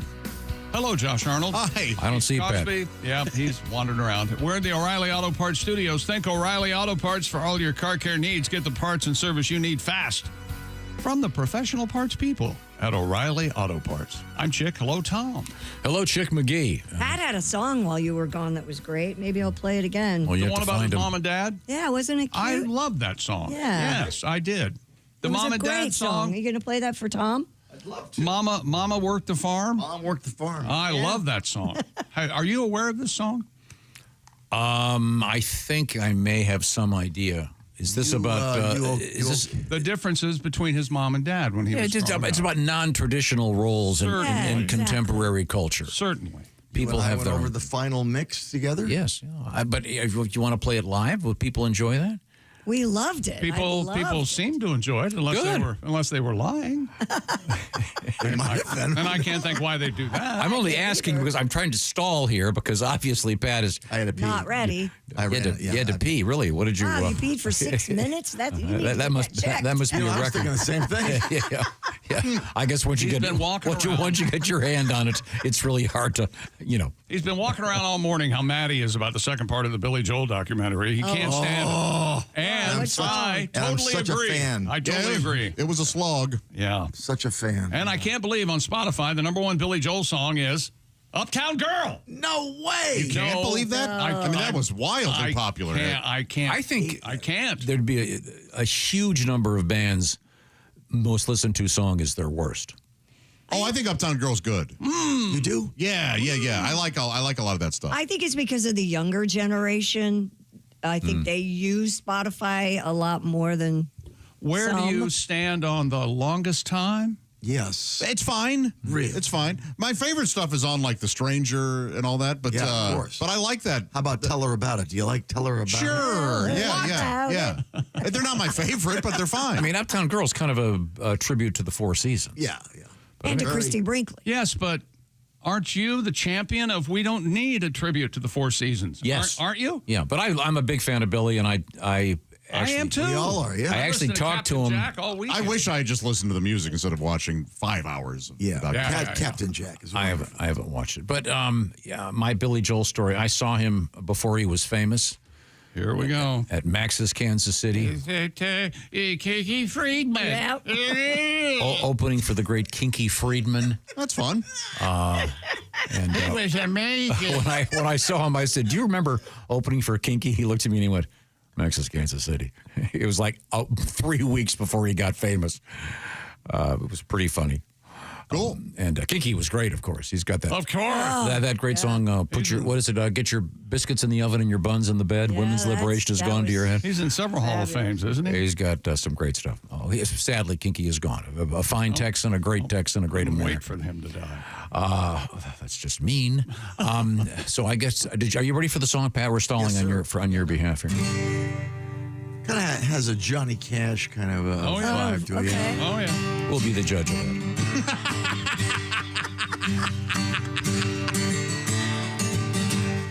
Mom Mom worked the farm. She worked hard every day with a baby in one arm and one on the way. She'd plant the crops and bale the hay. Mom worked the farm while Dad taught ballet. Dad taught ballet with panache and great charm. He would plie with a man on each arm. I played catch with Mom while he soaked his sore feet, because after he'd pawed to do, he couldn't be a paw to me. Ooh, nice. Mom would wear those loose overalls. Daddy wore tights. Man, he had balls. Took care of himself, worked out every day. Mom drank a beer and watched the LPGA. Mom was home when Dad passed away. His dying words were Dolores, He never finished what he had to say. Still in the closet are his clothes to this day. There were men at the funeral, impeccably dressed, well-tailored suits, perfectly pressed. The organist played YMCA. One man cried loudest, Dad's dance partner Ray. Mom's fine since Daddy's been gone, coaching softball and mowing the lawn. She hangs out with Leslie, her best friends in school. They both got new Harleys and rainbow tattoos. When I get asked about my parents, well, all I can say is Mom worked the farm and Dad taught me art and fashion, and black goes with everything. Music, theater, and show tunes are fabulous, and it's okay to be working the farm and teaching ballet. Oh, beautiful, Pat. That's great. Thank you. Nice. Closeted 60s and 70s. Oh, yeah. Well, thank you very much. Now, have we concluded sports? You're just hurtful. And it's even more apparent after you've been gone for a while. It comes back.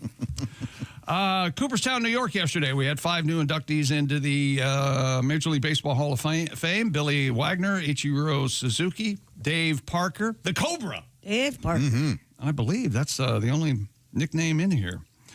C.C. Sabathia. I said C. C.C. Sabathia. C.C. Sabathia. Kind of an Elvis thing, man. And Dick Allen started his career as Richie Allen, but went to Dick. No, I mean that's true. It is. He was Richie Allen. He was Richie Allen. But he insisted on. Chick's correct. He insisted on being called Dick Allen. Right. I think Dick Allen's better for him. I do too. Yeah, absolutely. And he would play when he played first base. Actually, they had to stop letting him play first base because that's where the dirt was, and he could write words in the dirt for the crowd. When he played with the Phillies, I don't think he ever did it in Philadelphia. He tried to do it on the road, but he would write the bad word "you" in the dirt, and yeah. Well, but with anyway, a name like Richie, you don't get a lot of respect as an adult. That's true. Right? Richie Blackmore. Yeah. One of the great guitarists of all time. You say so. Musician is fine. Right. Well, Richie's fine for musician. Yeah. I don't want to know a Judge Richie. Richie Rich. Yeah. Anyway, here's Ichiro Suzuki's bust. If you look there, they inducted Ron Howard instead of Ichiro. It does look like Ron Howard. Does it look like Ron Howard? Gosh, it does. Look at It that. doesn't look like anything like him. It doesn't look anything like Ichiro Suzuki. No. Back it up a little bit. What's going on there? What do you think, Tom? No, I mean, I see it. No. But, you guys don't see it at all? Terrible. No. Okay. I definitely see it. Okay, seriously, I agree with Josh. It's there a little bit. Yeah. Yeah. But also, Godspeed to anybody. Oh, gosh. Who has to do that? Yeah. You mean a sculptor that's supposed to be artistically No one gifted? is ever happy with any of that stuff. Well, When do you see the statue they make of me out in front of this place? It's going to be hideous. Well, you're going to look more Asian than he does because that guy looks like Opie from... No, he did look like Ron Howard. Yeah. That looks nothing like him. Well, that's just... It does look some like him, yes. Really? Also, we're not looking at it fairly. We should see the picture that the guy used. I bet we'd go, that looks exactly like it. It's a little harder when... Well, they might have sent a picture of Ron Howard. Plus, that Ichiro is 25 years older than the... They got the hat right, though. Yeah, they made the S right. And people forget that guy was a superstar. Oh, he was crazy great. Yeah. NASCAR yesterday, Bubba Wallace wins the Indianapolis Motor Speedway's Brickyard 400. Despite rain delay, 2 overtimes, he almost ran out of gas. Kyle Larson, it was Bubba's, ended his 100-race winless streak that dated back to 2022 at Kansas. He also won at Talladega in 2021. WNBA winners last night, Connecticut, Indiana, Las Vegas, Phoenix, and Atlanta. Alex Pillow won the race in Sonoma. And the NFL is reportedly fining nearly 100 players and 24 club employees for selling Super Bowl 59 tickets for above face value. That's so many people who did it. I have so many. I have a question. So does every player in the NFL get issued tickets, or do they have to buy them? I don't know the answer to that question, Tom. Well done. No, I'm just asking. You don't have to know. I would think most of those guys get paid enough, but I bet every. I don't know if every player could get tickets. I know for a long time the Super Bowl is not for NFL fans. There are very few NFL fans at a Super Bowl game. Well, it's probably, and I mean, in some ways, it obviously not to be mean, but it's the only way many of them are ever going to see a Super Bowl live because not everybody gets to play in it. Man, oh man, you ever think what he'd be like if he was trying to be mean? You ever think about that for just a second? Sit with that. Would you enjoy going to the Super Bowl if your I wouldn't enjoy going to the Super Bowl if Washington was in it. There, I said. If my friends were, so let's say I'm a player for the NFL, and my buddies who I was on other teams with, they're actually playing. Yeah, I think I'd like to go watch them play. What I like to see would be like Joe Burrow standing in front of the stadium. All right, who needs 2? There's no bones about it. Not hiding it all. Well, they're not going to do that. But 100 players and then 200 behind the scenes, folks? Is that According to reports, the players who resold their tickets will have to pay a fine of 1.5 times the face value they paid and will be prohibited from buying tickets for the next 2 Super Bowls unless they are playing in the game. Club employees who violated the policy will be fined 2 times face value. Ooh. Well, that seems hardly. Yeah. Did you read that down at the bottom? One of the guys was charged with selling Taylor Swift tickets at a park. Oh, man. Yeah, he really got it. I forget which guy. He's going after that secondary market hard. If you're just joining us, hi, thanks for joining us. This is the Bob and Tom program coming to you from the O'Reilly Auto Parts Studios. We are enjoying, and I hope you are as well, a fine sportscast with Chick McGee. And we've covered famous Richies in the world, of course. No, we didn't say anything about Richie. I said you got your Richie Blackmore. I have your Richie Valens. You have your Guy Ritchie. Okay, as God is my witness, I have a friend named Richie. Richie Sambora. That's a good one. Yeah, is his first name Richard? It is. Richard Ritchie. Yep. Well, that's just stupid. Is it R-I-T-C-H-I-E? Richie, yes. Yeah. That is silly, though. Richard Ritchie. Yeah. Why would they do that to him? Wow. It'd be like Arnold. Why would you do that? Yeah. Oh, there's a joke. Right? Yeah.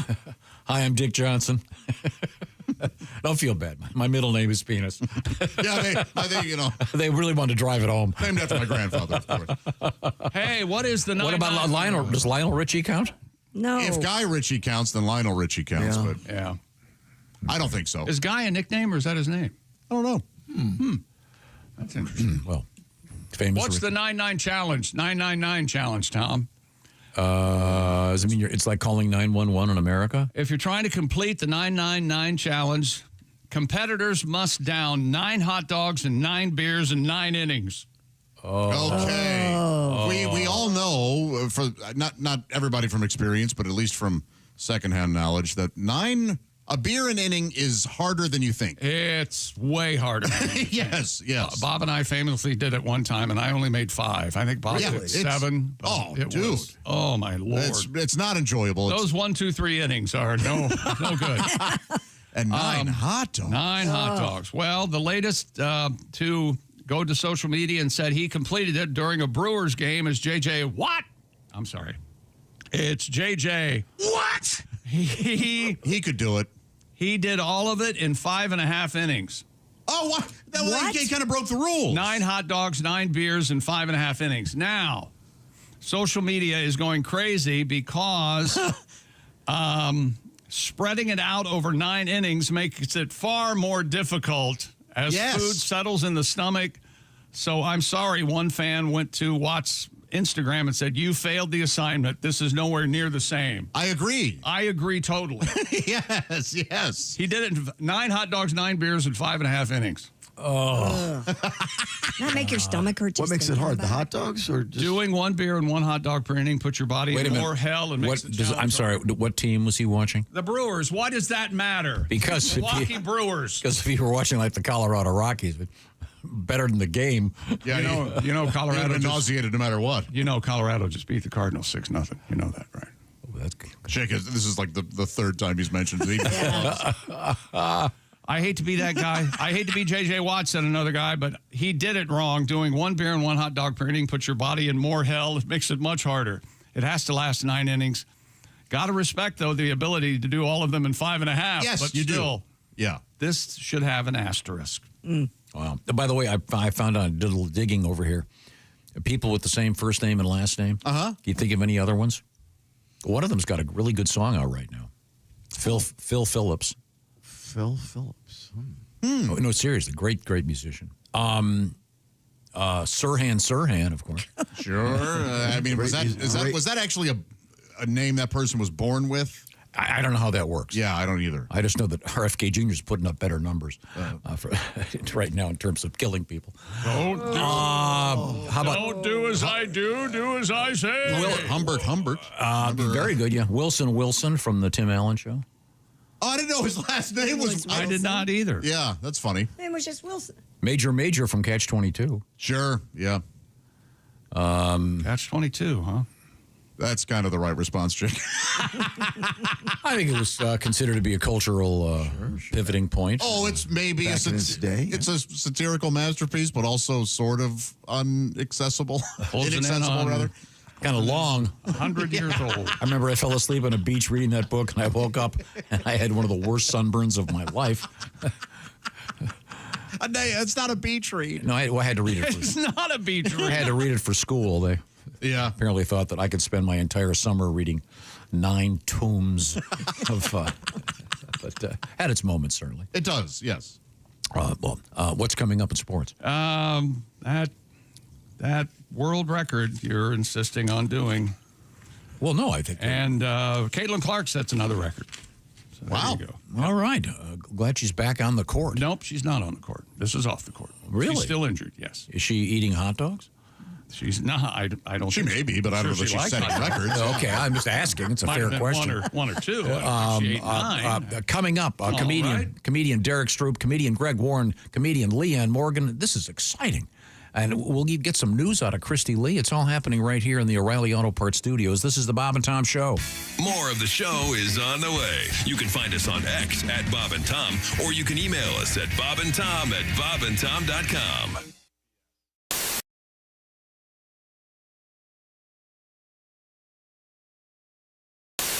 Like it, Gwen? I liked it a lot. Yeah, it was better than the one you wrote about me. I'm not gonna that was so last minute, and I feel bad. I think the one about you was a gift to you. But he did a. Let's do it again. I want to get it right for her because we found out that now you have a what they call a day job. Yes, I do have a day job. And you're a wonderful person for doing this. And you are what? I'm a nurse practitioner. Nurse practitioner. So you do a lot of the heavy lifting in the realm of medical. Yes, she does. She's got a bag underneath the console down here, Pat. God knows what's in there. Lot of tray panning equipment, a lot of lobotomy. And your name is Gwen Sunkel. Yes. Which probably was hard growing up with a name like Sunkel. Oh, absolutely. Your friends probably gave you a rough time. They did. They, people would all the time be talking about me and say, Gwen's uncle. And it's like, who's Gwen's uncle? And why are we talking about him? But you have a song for Gwen. Well, I'm going to do a little verse, then Tom Waits is going to come in. And I love Tom Waits. Special something. There we go. Here we go. Gwen's uncle, funnier than my drunken uncle. So funny, who would have thunk? Oh, we're digging that Gwen's uncle. Oh, Gwen's uncle. Oh, she's a nurse, healing the people Down on the avenue. Springsteen comes in. We're on the avenue with Gwen's uncle. Take it, Tom. I had a bottle of Jim Beam and now I'm drunk. I told the East Street band, wait for Gwen. They said she's coming here at about 10. She's an NP, not an NA. Tom, take it away. I'm gonna make Sunday from her brassiere because it's gonna be the Gwen's uncle year. It's Gwen's uncle's year. Tom. I love the sound of this. I could have said panties, but I didn't. My bra will hold more sun tea. Tom Waits got fired. Halfway through, Tom Waits got fired. I don't know what happened. There's a new Tom Waits like there's a new Darren. That's what you get for saying, take it, Tom. Yeah. Should have said take it, Waits. I meant that you meant Tom Waits. I'm so sorry. Griswold was on it, man. I was ready. He was. Get behind her, twist her arm, say Sunkle. Take it, Tom. Man, he did. It scared me. It scared all of us. Yeah. Let's just move on. How are you? Everything going? I'm not good. I'm not going to lie to you. What's the problem? They're renaming my street. They're renaming my street. Oh, you see, that's one of my hot buttons. Let me tell you something. I live on 39th Street. That seems pretty easy, 39th Street. 39. They're going to rename it Cesar Chavez Street. Now, I'll be honest, I don't know who Cesar Chavez is, but I hate him. Whoever he is, I hate him. Great man as far as he was a great farm workers together. And well, because I had to study about this. But here's the thing: we say we're going to rename the street because that shows that you love the man or whatever. The thing is, naming a street after something doesn't mean you love it. I don't love the number 39. I just look at it as the least aggressive sexual position. It is one Here's of the the thing about 39 is that it comes after 38 and before 40. Yeah. Therefore, making the streets make some sort of sense. Sure. If you're trying to get somewhere, if you're on 5th, you know how far 25th is. Sure. But if we're just going to start naming them after random civil rights leaders, is there going to be an order to these civil rights leaders? Is there going to be, like, we're going to name them in order of their effectiveness as a civil rights leader? Are they No. All I know is that Rosa Parks is going to be up front. Yeah, absolutely. Well, I was thinking there's going to be all these conversations with the guys. It's like, I told you, man, I live on Jesus Boulevard. Where are you? You're only to Al Sharpton? You're all the way across town.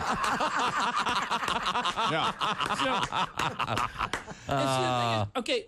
You have no idea. Do you know what's about to happen to you? No one. No one's going to be able to find your house. Do you want to know why? Yeah. Because of GPS systems. Yeah. The reason I know all about this is they renamed a street right near my house, and now no one can find it anymore. You don't want people to find you. No, you just have to explain longer. I live on Cesar Chavez, which used to be 39th Street. So when you're coming here, follow all the instructions. So go down 39th Street. Thanks for the pain in the ass. Well, that's what I was going to say, because somebody better tell my Garmin what a great man Cesar Chavez, because apparently my Garmin eats grapes. See, exactly. Wow. Right now you think this is cute and funny. Just wait. Just wait. My first date in 6 weeks, and she ended up in Spokane. But they do all these different things with streets. I mean, it's like, okay, so you have the numbers, and the numbers make sense. And then also what we do where I live in Portland, Oregon, is that the streets going the other way are alphabetized. So A, B, C. Exactly, which is fine until you're on Kelso and you're looking for Pine and you're trying to figure out how far it is. You're like K. A, B, C, D, E, F, G. NOP. I'm the start over guy. I know the alphabet. I just only know it from one Tom is also. space. Augie, we have so much in common. You know what's actually helping me with that? What? Texting. What do you mean? Because by texting, you have to find out where the letters are on your numbers. It groups those letters together. I'm still pretty ABC, slow. Click, click, click. C. Oh, okay. Yeah. That makes sense. Yeah, but it's just I'm always doing the same. I don't have to do that with numbers. I mean, if I'm trying to figure out 39th to 40, I don't start out 1, 2, 3, 4, 5. I automatically know. And so why do they make us solve these puzzles with our streets? What's going to be next? It's easy. The streets are named after the periodic table of elements in order of their combustibility. What's wrong with you? You're only up to boron? You're not going to be here for a long time. You idiot. Hope you got enough gas. Brilliant. Augie Smith is our guest. Just shut up. Hi. Welcome back to the Bob and Tom Show. Good plug. We're in the O'Reilly Auto Parts Studios. Christy Lee, Josh Arnold, Ace Cosby, Pat Godwin. I'm Chick. Hello, Tom. How are you? Great, thank you. Super. Well, I mean, that was a heated off-the-air conversation we all just had. Yeah, we are disagreeing about Billy Joel's catalog. Billy Joel. I tend to like most. I think I like most of his stuff, and you guys only like some. I'm a huge fan. I like almost all of it. Yeah, same here.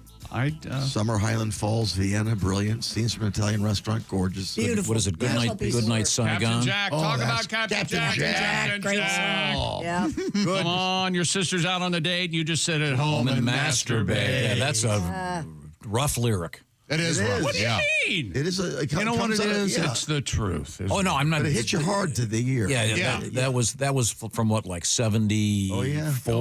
You didn't hear the word masturbate a lot back then. It was on the Piano Man album. It was, yeah. But just a little push. I'm a fan. Now we have Chick McGee at the sports desk, and I think we're almost done. Caitlin.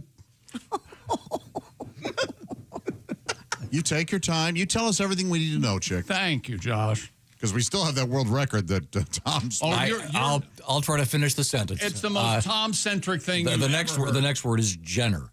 Caitlin Clark's WNBA rookie card, $660,000 at auction, record-breaking sale. Nice.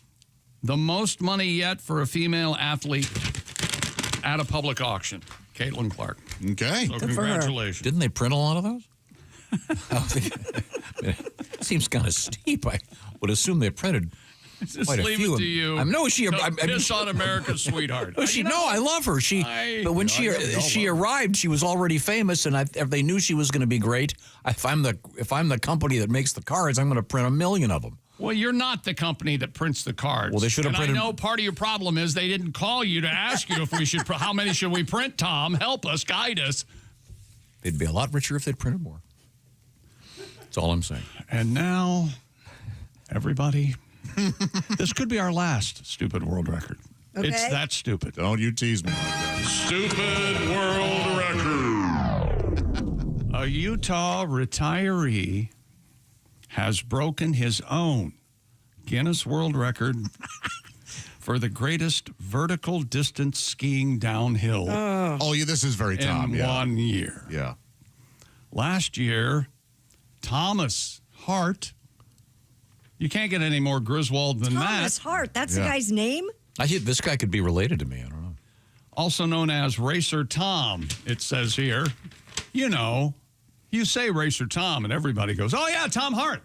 Not going to be confused with the other guy in his neighborhood, Racist Tom. They often, you have to really make it clear. What are you? I like snow because it's white. Yeah. Oh, Racist Tom. I was talking to Racer Tom. What are you, mailman? You ain't one of me. I tell you that. Racist Tom. I'm sorry. Racer Tom. No, what did he do again? He skied 8,513,340 feet and 10.72 inches.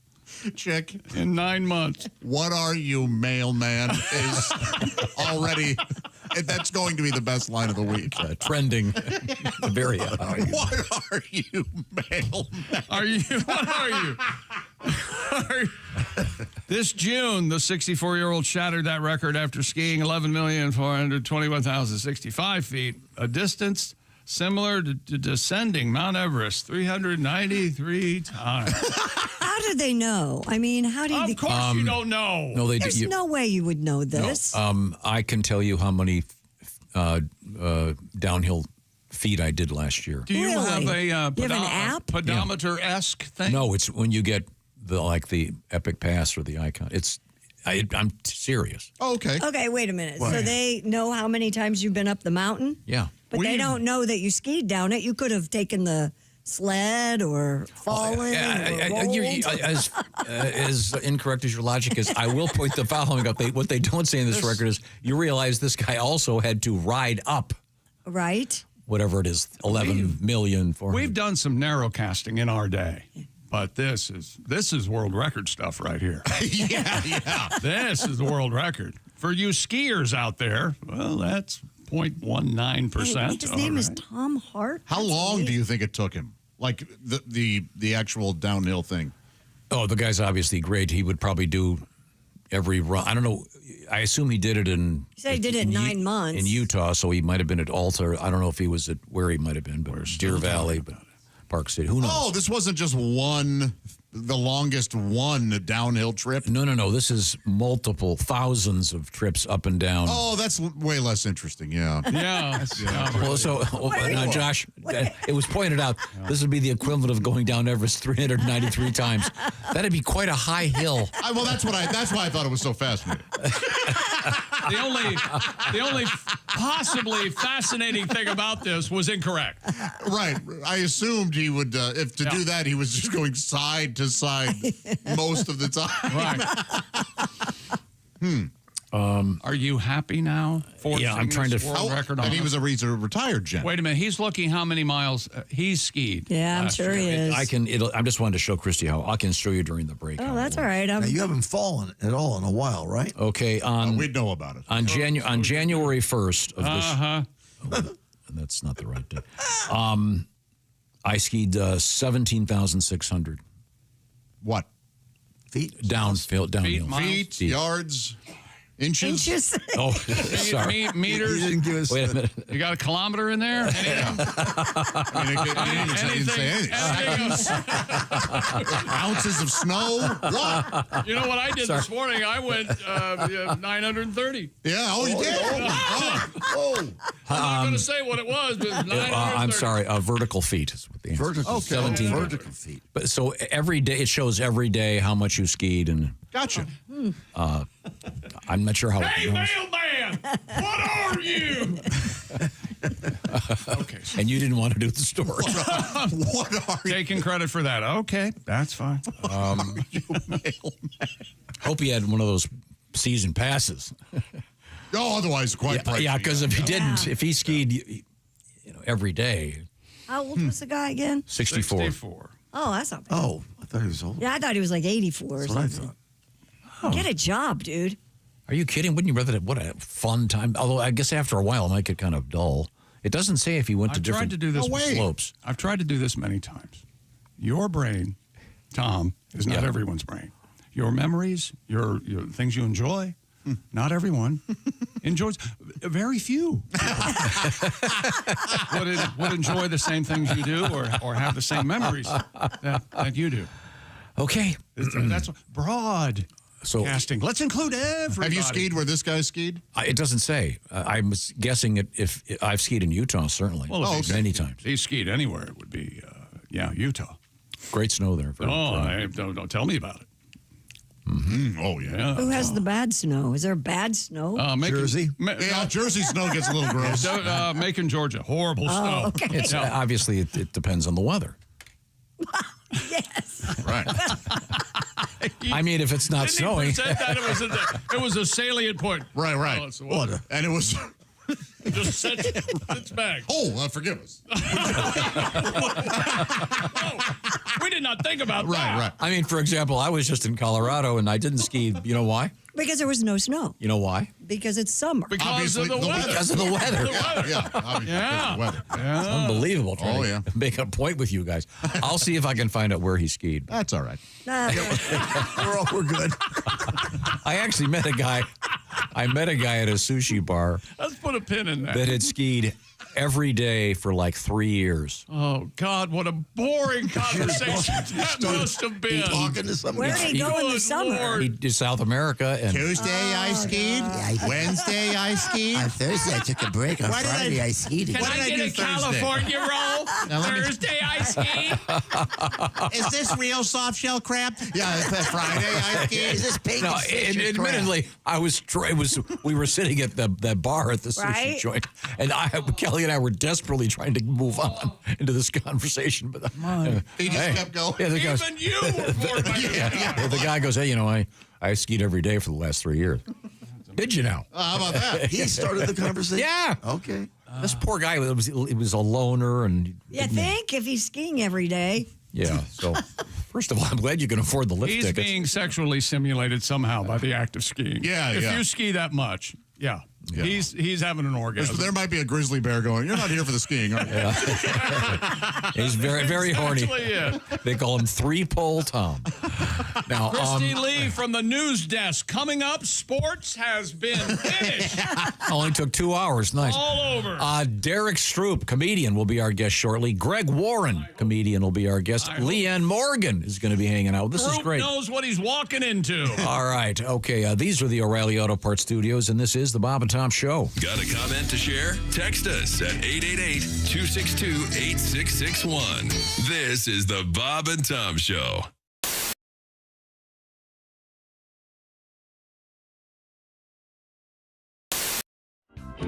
What do you want to hear? Well, I was thinking some music you want to hear. I was thinking since it's summertime. Yes. And everyone's watching baseball, playing baseball. Do you know your softball tribute? Yeah, I can try to get through it better than I did the other one. Church league softball. Let's pull the key up. Great idea. There we go. Church league softball fist fight. Getting washed in the blood on a Tuesday night. What would Jesus do? Lord, he wouldn't do that. Knock hell out of a preacher with the softball bat. Well, the swinging shepherds from the sheep of the Savior were tied with the Sourwood Church of Christ, an example of some highly unholy behavior in a game that had already been protested twice. Something unbiblical must have been said for them to be aiming heat at a minister's head. Clocking the clergy ain't the thing to do, but neither's the high hard one on a 0-2. Church league softball fist fight, a bloody laying on of hands neath the left field lights, knocking out 4 teeth, getting a busted lip, ain't exactly my idea of Christian fellowship. Church league softball fist fight, rolling around the pitcher's mound, it just don't look right for nice people from the church and the Sunday school class to trade the cup of brotherhood for a can of whoop ass. Yeah. Thank you. Tim Wilson. Hello, my name is Alexa. If you have a smart speaker and what to hear, Bob and Tom Radio, just say Alexa, play Bob and Tom Radio on TuneIn. Now, you try it. Alexa, play Bob and Tom Radio on TuneIn. That's the first smart thing you've said to me since you took me out of the box. Google knows everything. It's incredible. You can wake up after a long night of drinking being like, Google, who is this girl in bed with me? Google will be like, do you mean who is this guy? Don't you mean? Oh no, Google, what did I do last night? Do you mean what didn't you do? Yeah. Wow. Yeah. I like technology is crazy. I like Amazon. I'm growing increasingly terrified of the robot takeover of Earth. Amazon knows what you're going to get. Is that what you're talking about? You bought this CD. I'll bet you'd like this one. Yeah, it's like even in the last Terminator, the robots couldn't read our minds. If you like Amazon.com, you may also enjoy being enslaved by robots.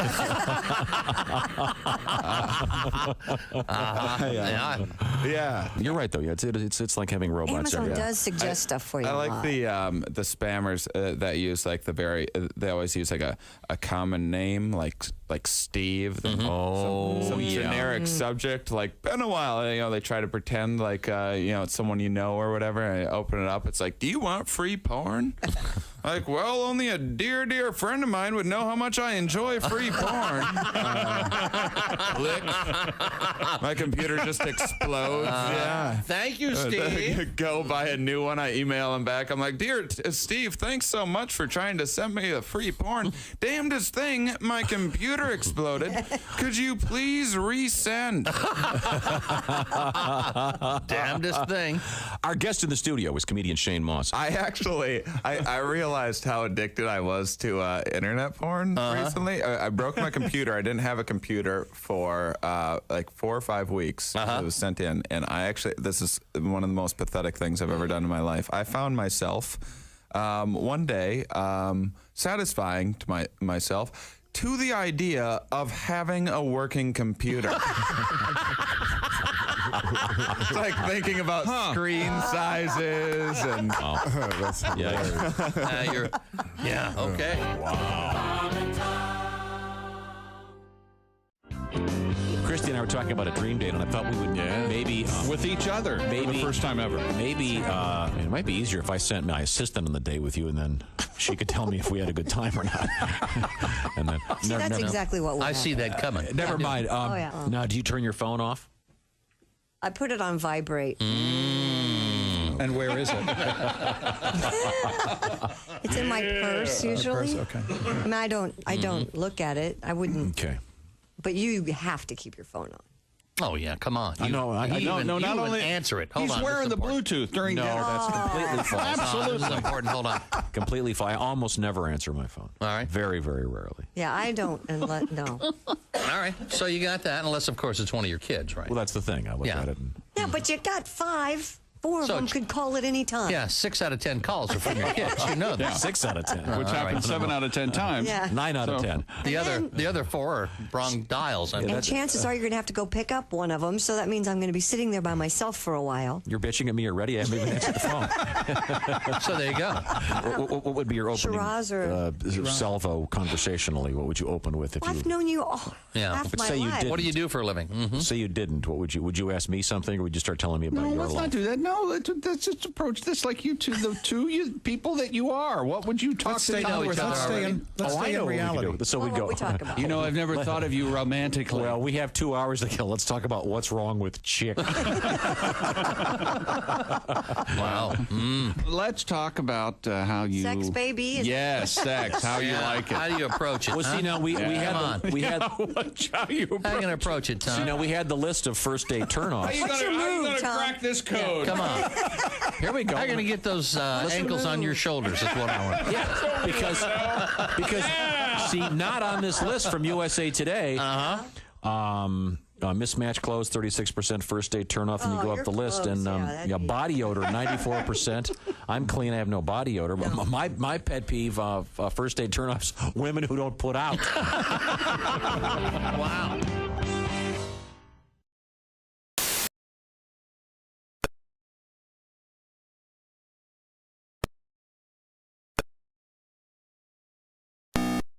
I hope so. Pat Sullivan's going to be on vacation.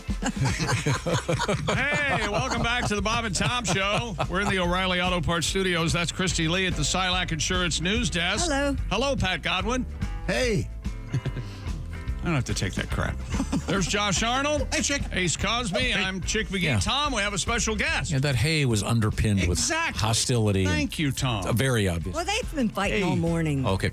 We're joined by a very handsome guest. And we're going to play a game. And it's including Tom, and you're going to be excited. Go ahead. Say hello. Our guest is comedian Derrick Stroup. Hey, how y'all doing? Thanks for having me. It's a pleasure. Come on. Now, Derrick. Now, hang on before you ask your question. Okay, sure. What hat is he wearing? Can you tell what team, what league? For extra credit, I'm going to say what year. I believe that's 1862. That's the Confederacy. Oh, Jesus. Just give the listeners No. That'll go well with my accent. Real zinger out the gate here. I can't see it from here. What is it? Are those baseball bats? I'll tell you, it's the NBA. Yeah, it's a basketball team. You can see there's a basketball at the bottom. On the front. I can't see. And a couple pickaxes. A couple of pickaxes. And it's a state. A lot of skiing goes on in this state. So it's not the Globetrotters. No. What does that even mean? I don't know. Well, I mean, how many of the Globetrotters ski? Come on. You know, I wouldn't know. I'm not too sure. Are you sure you don't know? I know they're not allowed to ski where you ski. That's right. It's the 2022-2023 World Champion Denver Nuggets. No, it's not the Timberwolves? It's the Denver Nuggets. Why are there axes on there? They're pickaxes. They're the Denver Nuggets. Yeah, Nuggets of coal. Oh, They're mining for coal. See, it looks like a big X where I'm sitting. It's Yeah. Derek's 30 feet away from me. Yeah, but it's a logo and you can see what it is. Josh is the same distance and he said they're pickaxes. Yes. You jerk. That's all right. Derek, So, I don't want to be here. was that a freebie or are you a fan? No, I'm a fan. Yeah. I lived out there for almost 11 years. I lived in Denver. Yeah.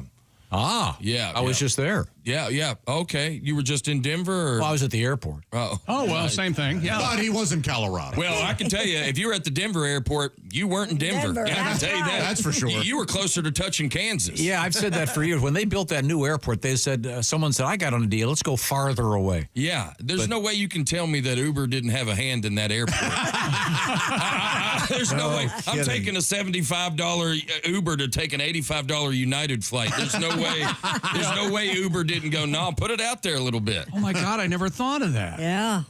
Where we live, our Ubers are $75, $80, and they have fare wars every now and then. Gee, many Christmas. That airport is perpetually being constructed. It is. It is. I remember. Now, here's the thing about flying out of Denver. You got a direct flight.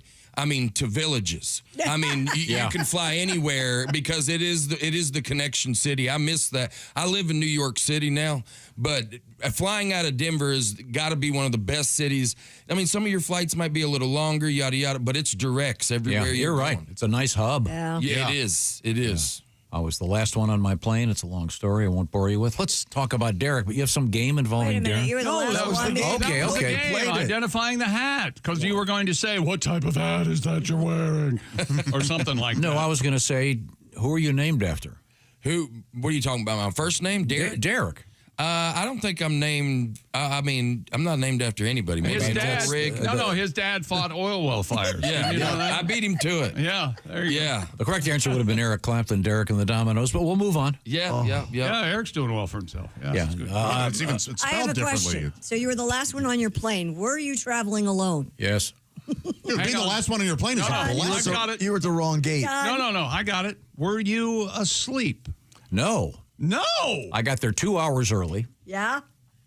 And my gate there was a construction thing there, so it was kind of half cordoned off. Your family's got it down traveling with you, don't they? They don't. Which is the best way to travel. Yeah, they went separately. Yeah. Yeah, and there was, and I got there early, looked at the big screen, went to my gate. I can't imagine them gooing around it. They have the desk there with the sign saying where it's going. You didn't even talk about your TSA adventure. You couldn't find the pre-check. Well, yeah, but it was great. And everyone was super friendly in TSA, both here and there. Thank you. They were great. Well, you didn't have to go through Philadelphia. Why were were you great. the last person on your flight? So I positioned myself right near the door to the jetway. Yeah. Because I wanted to be want to get the plane. Oh, sure. Because I had the nice ticket and. So I. Nice. Hey, Josh, as you heard, class. when Tom flies, he has a nice ticket. Oh, yeah. Yeah. It's made out of satin. So real nice. It's kind of hard to explain because what a bastard. there's like police tape everywhere. They're building something. And so I wait a minute. What airport is this? Denver. Okay. So I finally, I'm literally sitting there for 2 hours. And I finally look up and I go, when is this thing going to board? All right. So I walk up to the guy and I go, when is this flight boarding? He goes, oh, we changed the gate. I said, well, maybe an announcement would have been nice. I guarantee they made it. They announced it. No. They always And he goes, no less than 7 look announcements. up on the screen. I was right there because they'd moved the normal desk. It's hard. The desk for that gate Right. is not working. So they were down at the next one. Yeah. So if they made an announcement, I didn't hear it because I was too close to the actual. Did they not send you a text? They always text you. That's what I want to know. Did they see your nice ticket that you had in your hand? Yeah, what about your nice ticket? I had a very nice ticket. I get text I know. updates. That was what Kelly and I were talking about last night. Why didn't they text everybody they changed the gate? And the guy goes, well, we changed it on the big board. Oh, that's great. So I have to get up and walk halfway down to the airport to find the big board. I think being last on the plane is a gift. It is a gift. It really is. No. You love sitting there while everybody else boards? No, because it was. But everybody else can't see him in his nice ticket seat. It was a nice ticket, so he got a free drink. No. It was one of those choose your own seats. Oh. So that is terrible. I got wedged between two people, and then my That's not a nice ticket at all. My carry-on had to be sent to the back of the plane. So when it landed, I had to. You had a middle seat. Oh my goodness! It was nice. There were nice people. It was fun. But in any event, that's that airport. When are they ever going to finish it? If you've ever been to the Denver airport, when you look at TSA, it's like looking at a photograph of Ellis Island, but there are more people there. Yep. Yeah, and also, I mean, they really lean in. There's a lot of conspiracy theories with that airport about that there's like this underground kind of thing going on. They lean into it. What? They're like literally underground? Yeah, there's all kinds of conspiracy theories about the DIA. There has been for a while. You know, they got Lucifer, that Bronco, that blue Bronco out front with the red eyes. It fell on the guy that sculpted it and killed him. And so that's you know, one of the stories around there. But yeah, they lean into it. They're like, sorry for the delay on construction. We've been dealing with aliens. Like they have signs that really lean into it. Gotcha. But yeah. Interesting. But yeah, it was great place. Love my pilots, lovely. Everyone working on the airlines, they're great. Glad you didn't miss your flight. It was they shut the door to the jetway. Oh. Usually they won't reopen it. Not the plane, the end of the jetway where it ends in the airport. Yes. And I said they didn't change the location on the board where I was sitting because I'd gotten there 2 hours early. So I've learned a lesson, which is every 10 minutes walk up there and say, is this still the gate? Oh, no, that's not the lesson. That's not the lesson. Just look at the screen, check your text. No, I did not get a text. I'll show you my phone. No text. Is it possible? I'm really trying to make some progress with you today. Is it possible that any of this was your fault? No. I had a hard ticket, and it says the gate right there. And gate 40. There's no way they could have made an announcement and you missed it. What gate did it go out of? Like 50. Why did you have a hard ticket? Wait, 40 and what gate did it go out of? 50 like 51. Oh. Ooh. So I got some extra steps in. Yeah, you did. Fast. Yeah, I was running. It was close. Anyway. He has a hard ticket because he prints them at the... No, because I was checking a bag. And when you check a bag, I guess they automatically gave me a ticket. Oh. I don't know. But that phone thing that scares me. I like having a hard ticket where you put your ticket on the phone. I love That's a tough sentence in 2025 . That phone thing really scares me. I hate to break it to you, but there's no wires. Yeah. You still always get a hard ticket. I didn't not always, but I did in this case, and it was that phone thing really scares me. Could have been a quote from 1906. 100%. Yeah. And he goes, have y'all heard about debit cards? Are you kidding me? My bank's on a card. Hey, it can be on your phone. I know, but I know. Kelly had, what is it called? God. She had texted me the ticket Yes. the day before. I looked at it and went, that's great. And then when I got to the airport, it wouldn't open up. So I had to do some homework. In other words, I called Kelly and I said, hey, can you resend me the ticket? It won't open up. And she said what? Oh, I'm sure she was. At any point during that conversation, did you hear like a mute button go on or anything on her end? Or? I like a hard ticket. I want to be able to prove I deserve to be on this plane.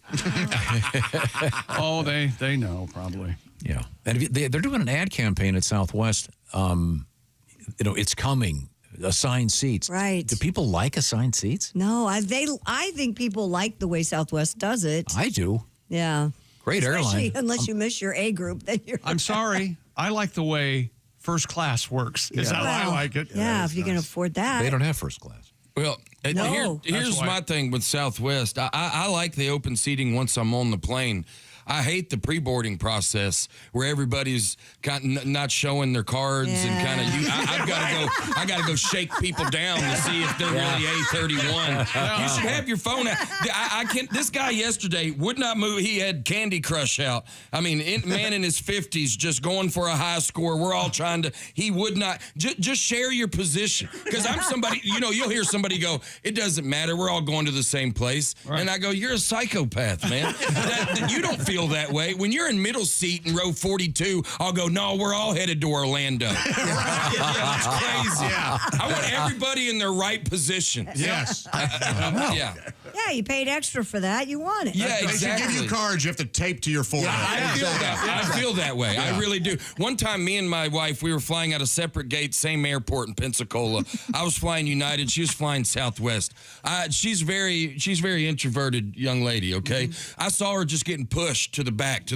I went over there. I took her ticket, and I went through the line. I went, "Hey, are you A30? Head on back, big dog." I took Alyssa all the way to the front of the line. Everybody was looking at me like, "Oh, he's a psycho." But Alyssa was standing exactly where she should, because they were bullying her. I mean, they were pushing her back, because she's not going to fight her way and force her phone in their face. So, I mean, I had to go over there, and it was awkward. I'm not going to lie, but she was good, I'm just that type of guy. Yeah, I've actually seen them do a thing where someone comes up and they go to scan the ticket. No, you're not in the A group. Yes, I've they seen send that. them back. Mm-hmm. Real hero. Yeah, an American hero. Yes, the Lindbergh of seating charts. I traveled with a comedian who faked an injury to get on the first group. Really? Man. We got good seats, though, didn't we, Pat? I was gonna get. Was it Geechee guy? Yes.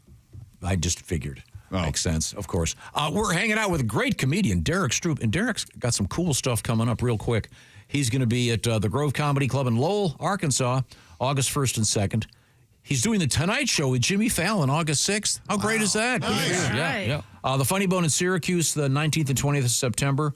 The Des Moines Funny Bone, a great spot. Des Moines, Iowa, coming up on September 26th and 27th. Did you see somebody hit the Des Moines Embassy Suites with their car over the weekend? Did I see that? Oh, no kidding. I Ran right that. into it. Yeah, it's hilarious. Oops. I don't think no one was hurt, but so watch out for that when you're in Des Moines. Was that the thing with the boat? No. It was a that's car. different. It was a car on the street. It was a police chief. I just had the TV on. What boat? I saw this boat driving into a building. Did anybody else see this? No. Yeah. Never mind. I'm confused. We're going to talk with Derrick, a wonderful guy, and the kind of guy that stands up for his woman. That's right. And he didn't tell you the best part of that story, which was he got her on the plane and then missed his. So That's right. You are the man. That's right. I want to say hello to my friends at the Silac Insurance Company, because the stock market lately, kind of like a roller coaster, doing okay now, but you don't want to have to worry about that when it's time to retire. You want to counter that volatility of the market and not worry about doom and gloom with an annuity, because the cash is going to be there for you when the time is right. The Silac Insurance Company, of course, are annuity experts. You can count on those reliable annuity payments when you want. So the whole idea is to get information by going to silacins.com. See what a Silac annuity can do for you. Some restrictions apply. Learn more. Once again, it's SILAC. INS.com. That's the Silac Insurance Company. We have a link at bobandtom.com. An annuity from the Silac Insurance Company. Plan on it. Live on it. Down the road, you're going to retire. You want those checks to keep on coming. Once again, we are in the O'Reilly Auto Parts Studios, and this is the Bob and Tom Show.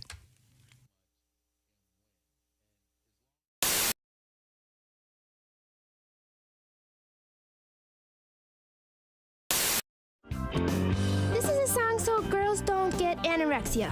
Okay. Oh, all right. Ooh, I wanna be a plus-sized model, the kind that can't run very far. Dee-dee-dee-dee. 'Cause if I could only be a plus-sized model, I know I'd be a big, big star. Please feed me. So some people get sensitive about it, but don't, because the beautiful women are the big women. I agree. And I gained some weight, then I couldn't afford to keep it. Here we go, and I want a carbo load without having to exercise. I don't want to worry if the fat goes to my thighs. I wanna wear a plus size brassiere room. I wanna eat chips and wash them down with beer. Well, I've got a plus size dream, but I'm plus sized. Ornery for the best job in the world goes to the bigger girls than me. They're all sluts.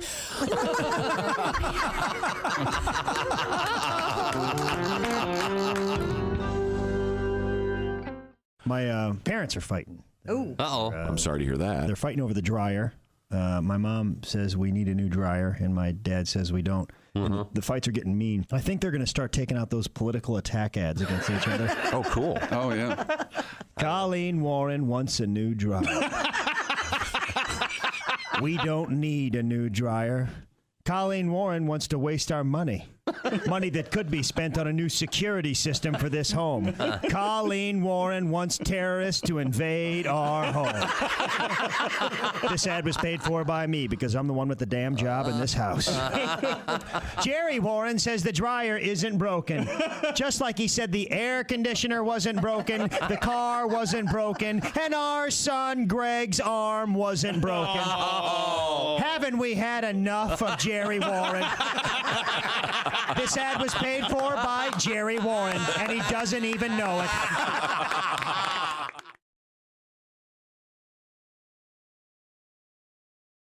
think you're supposed to put it in. It's a concept.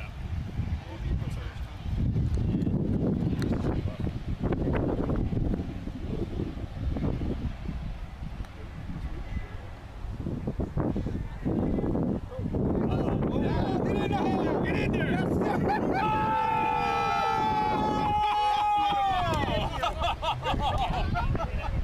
Unbelievable! Candy, that's the best bump we've had all day. Ladies and gentlemen, congratulations. Tom, quickly, Tom. How does it feel? My God! What is that, 80 feet? My God! Now, right now, I'm buying a Mutual of Omaha hat, just like he has. Right now. Save that, You don't baby. even have to hit it. You better hit that. That's unbelievable.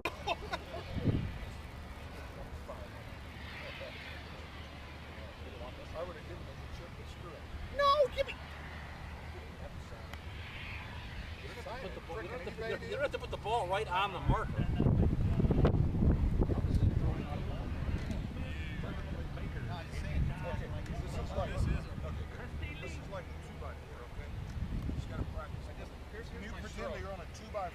I do this a lot.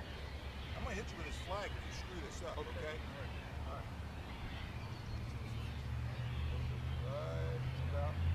Right about there. And just straight down the 2x4. Keep it on the board. There she be. Yes! Woo! Money! We gotta get a picture of this, Tony. I'm nervous.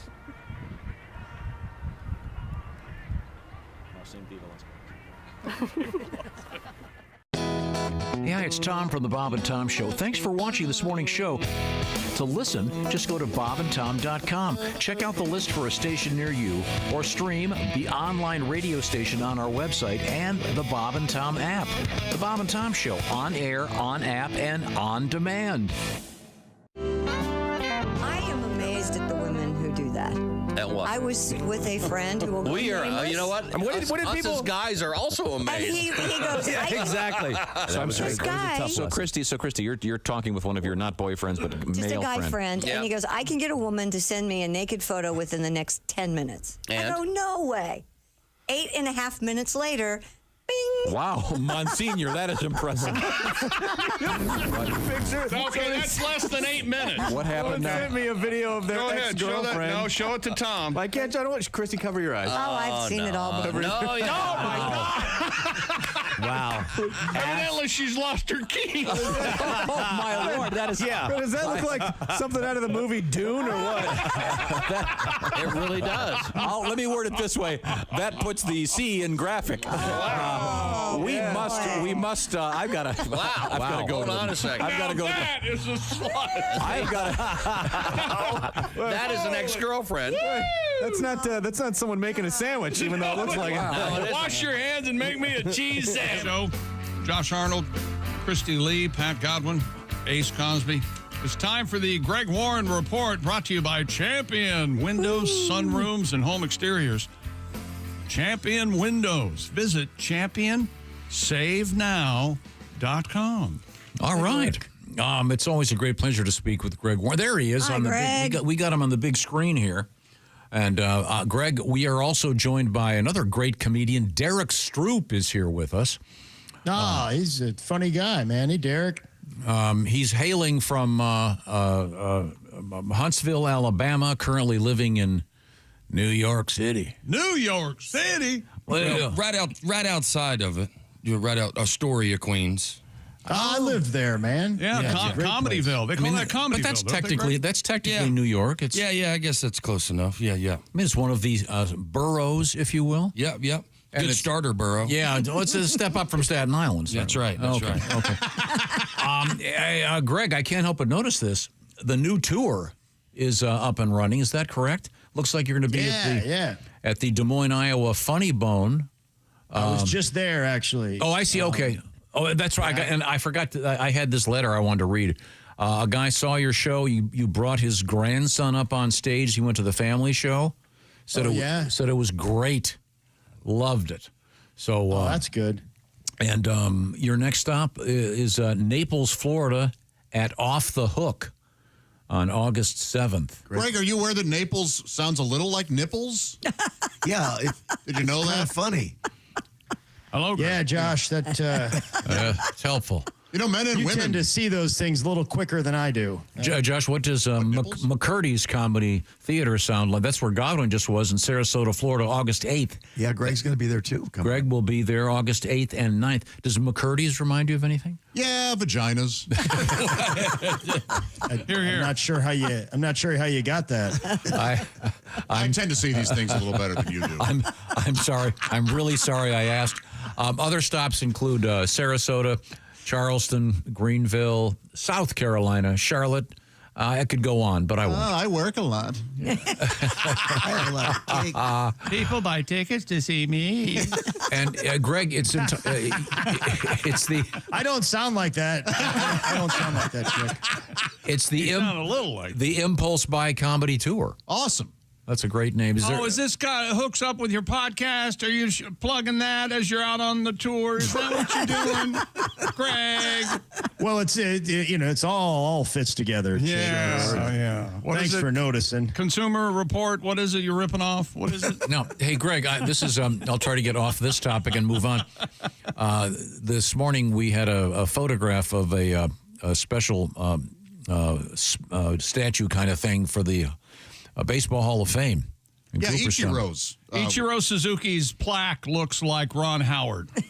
American treasure. I think the guy that did that famous Lucille Ball statue. That was bad. Remember that one? Yeah. I think that was that was terrible. like in Bemis Point, New York, or whatever. That got Ron Howard, not Clint Howard, though, right? Right. Yeah. Right. Well, yeah. Clint Howard would be worse. His would look abstract.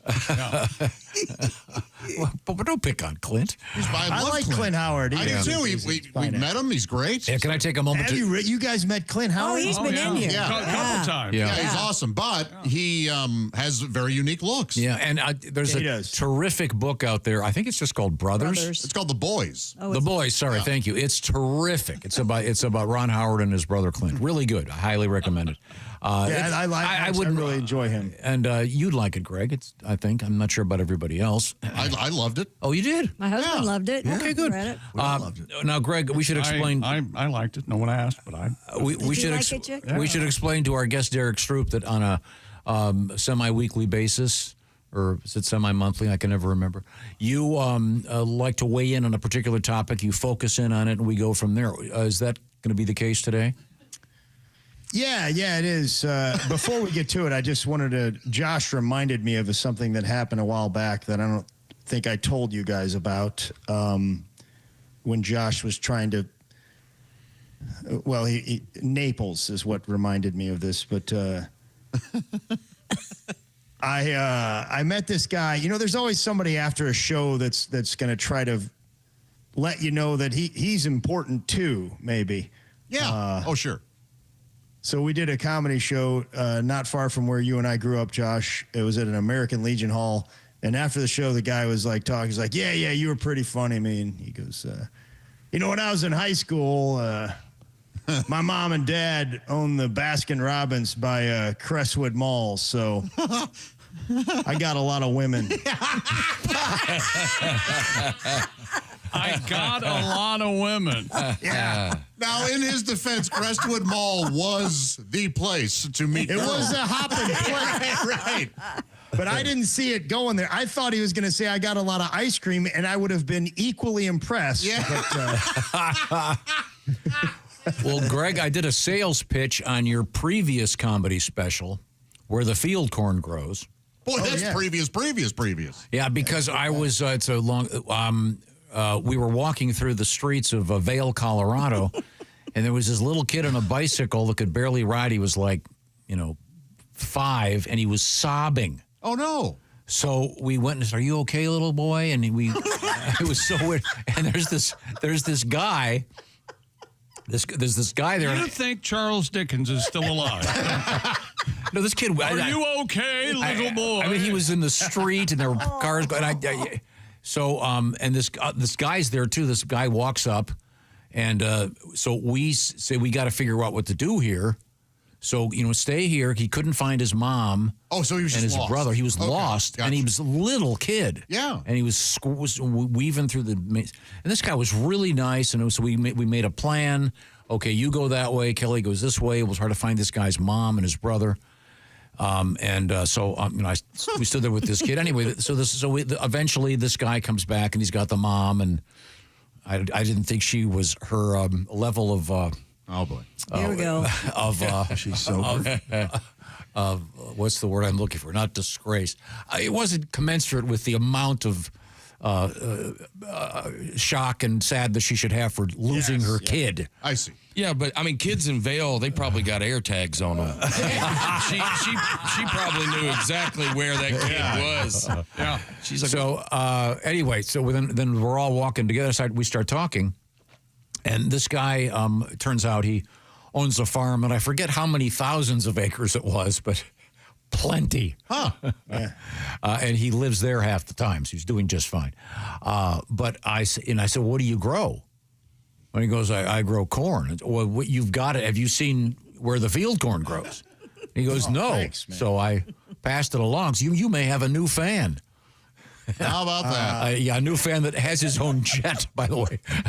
Oh, that's a good fan. Yeah, those are the fans, yeah. Did anyone else lose the will to live during that story? I am trying to plug. Felt bad for Greg. Plan something. He's Greg, planned whole something. report. You've been talking No wonder for he 10 only minutes. calls once every 6 months. I don't blame him at all. Exactly, yeah. No, Yeah. The topic today is Mountain Dew, guys. Yeah. Are you a fan personally? Yeah, I don't. I had a time in my life when it was real important to me. I don't choose it that often now, but I think it's a good product.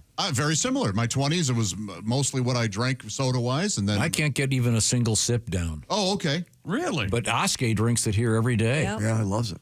Ugh. Yeah, it's is that his caffeine delivery system there? I think so. Yeah, he's down to one, I believe, a day. He tries his best.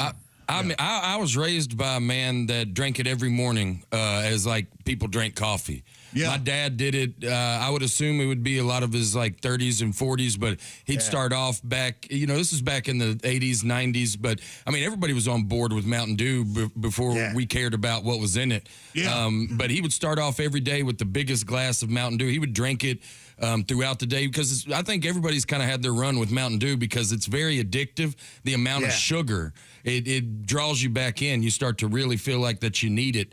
But yeah, I was raised, my old man, I mean, when I picture him growing up, the big, I mean, I can smell the speed stick. I can see the Mountain Dew. When did that come out? Is that 60s era? No, a lot longer ago than you think. It goes way back. It was a couple of fellas, Barney and Ollie Harmon. They were in Georgia. They ran a orange crush bottling plant in Augusta, Georgia, and like a lot of things in the Depression era, it failed. You guys are familiar with failure, right? Oh, yeah. Well, mainly the Depression era. Yeah, both. Yeah, depression and failure. Sometimes they go hand in hand. Yeah. That's true. And then they moved up to Knoxville. And when they were living in Augusta, they had a favorite mixer that they liked to mix with their whiskey, and it was called Natural Setup. And that was back in the day when all the soda brands were regional, so they couldn't get their hands on Natural Setup when they were living in Knoxville. They decided to invent their own mixer. Do you guys know the term setup? No. Yeah, doesn't that mean if you're at a bar? Yep. It's a mixer. I just know it from. I went to a series of weddings. I had some. Blind date? Is that what you're trying to say? No, it's not. A setup? Yeah. There would be wedding invitations that would say beer and setups provided. So you bring your own booze and they give you bring your own booze. Yeah. And they'll have the bring mixer. the club soda and the tonic water and all that. Okay. Yeah. Cranberry. Yeah. Fun weddings these were, but not like fancy, I guess would be the way to say it. So they decided they're going to make their own mixer. Now think more 7-Up or Sprite versus the Mountain Dew of today. Okay. And they called it Personal Setup, and then they decided to call it Mountain Dew. Mountain Dew is an old-timey slogan for moonshine. Sure. That's right. So when they mixed their Personal Setup with the whiskey, it reminded them of moonshine. Gotcha.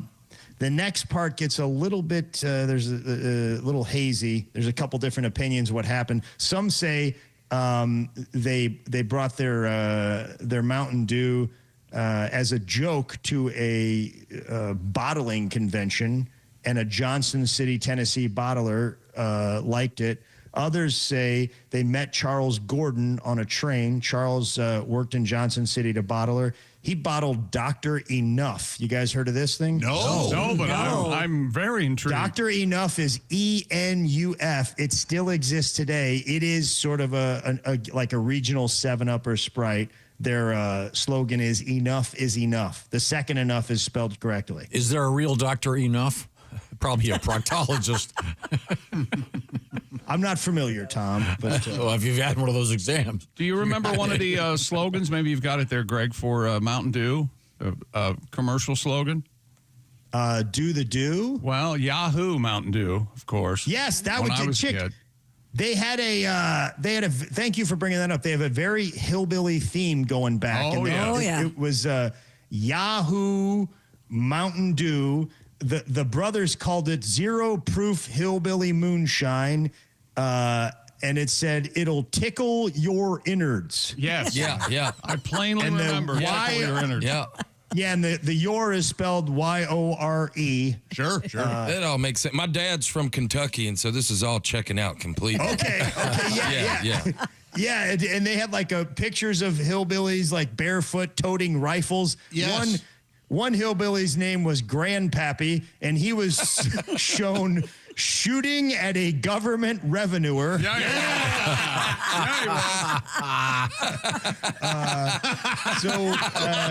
they got their mountain. Yeah. There's a fellow named Bill Bridgeforth in 1958. He had a Tri-City lemonade soda. And that's when he started. He was involved in changing the flavor. In 1961, the Tip Corporation in Marion, Virginia, bought it, and they moved the flavor on. The guys that was responsible for a lot of that was William Bill Jones. Oh yeah, I'm William. Quotation mark Bill. They have the Bill in quotations. Well, that's so unusual. Yeah. I can tell you're with me. If you're going to put a nickname in quotation, it better be something like Mad Dog or Slappy, Peter. William to Bill. What a leap. Yeah. Did the color change as the flavor changed? Yeah, actually, when Pepsi got a hold of it in 1964, they added orange flavoring and lime green coloring. They wanted a piece of it because they were doing business with Tip, and they noticed it was selling a lot. Yeah, Jeffrey Jeff Johnson. That's right. He was behind that, I believe. Thank you, Joshua Josh Arnold.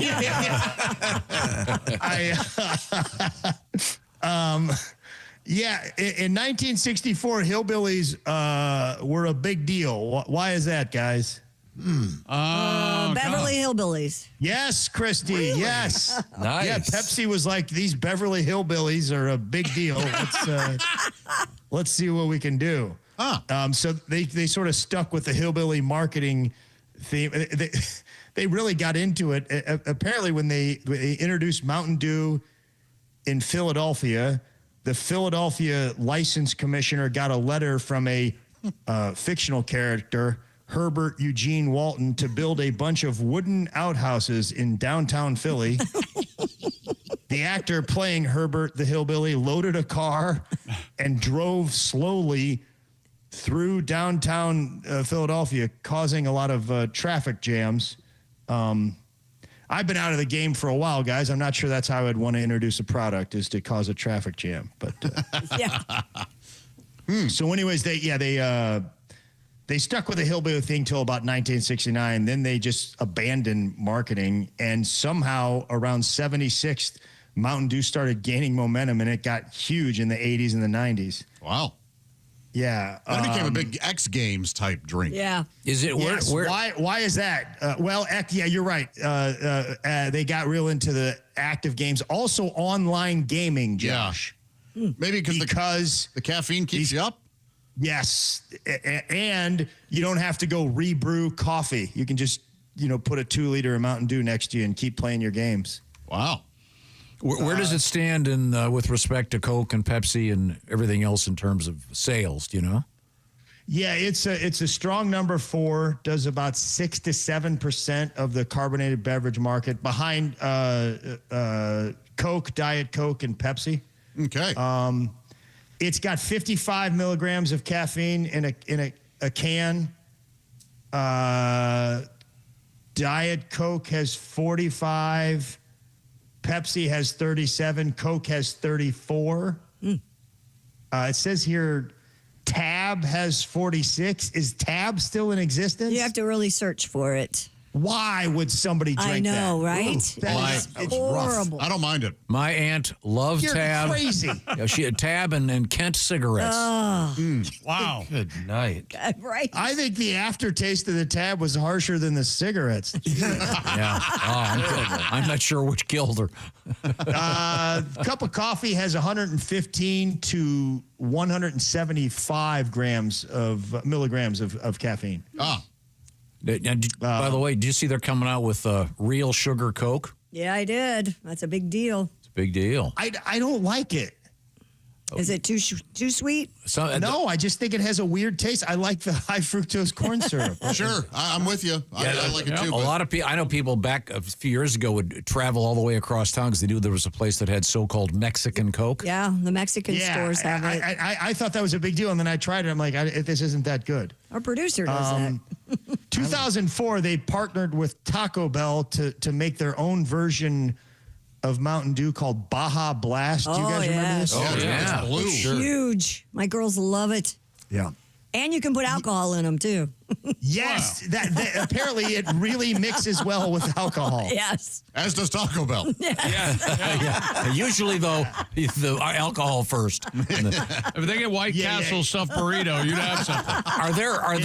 Are there mixed drinks that commonly use regular Mountain Dew? Well, the way you've got a Jack and Coke, is there some? No? Dew and Doers never really took off. I was about to say, if I see you mixing alcohol with Mountain Dew, I'm going to assume you smoke inside. That's a wild combination. Baja Blast, I see that pivot, but just Mountain Dew out of a 2-liter and then a splash of vodka.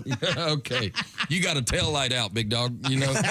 Donnie Baker used to mix it with Jägermeister, didn't he? Yep. Oh, yeah, Donnie Baker did do that, man. Golly. Yep. He did. Donnie liked Mountain Dew, didn't he? Wow, God, Mountain Dew and Jaeger is wild. Yeah.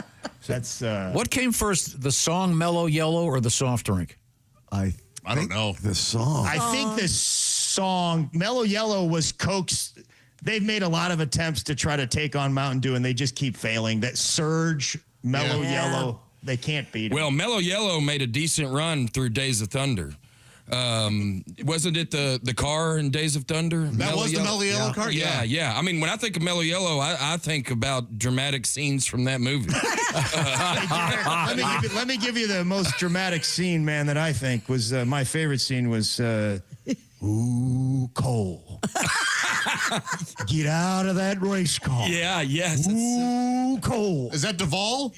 That's Duvall. That's Duvall, yeah. Okay. Yeah. We got to say goodbye, Greg. Always a great pleasure. And I'll point out, you've got a whole bunch of dates coming up, beginning with Naples, Sarasota, Charleston, South Carolina, then Greenville, South Carolina. Lots of others, including Grand Rapids, Toledo, Lexington, St. Louis. So we'll keep in touch with you and keep everybody informed as to where you're going to be and when, okay? Yeah, good talking to you guys. Always a pleasure. Greg. Mwah. Love you, Blue Eyes. Yeah. See you, handsome. Is that his power box behind him? They sparkle. That is your electrical box right there. Yeah, where do you have yours? Guys, I don't know what it is. I'm not good at that kind of stuff. But Don't touch it. Don't touch it. Yeah. You want to throw some Mountain Dew on that, see if it sparks. Oh, jeez. Sorry. I'm laughing. That's probably kill him. Hang up the phone.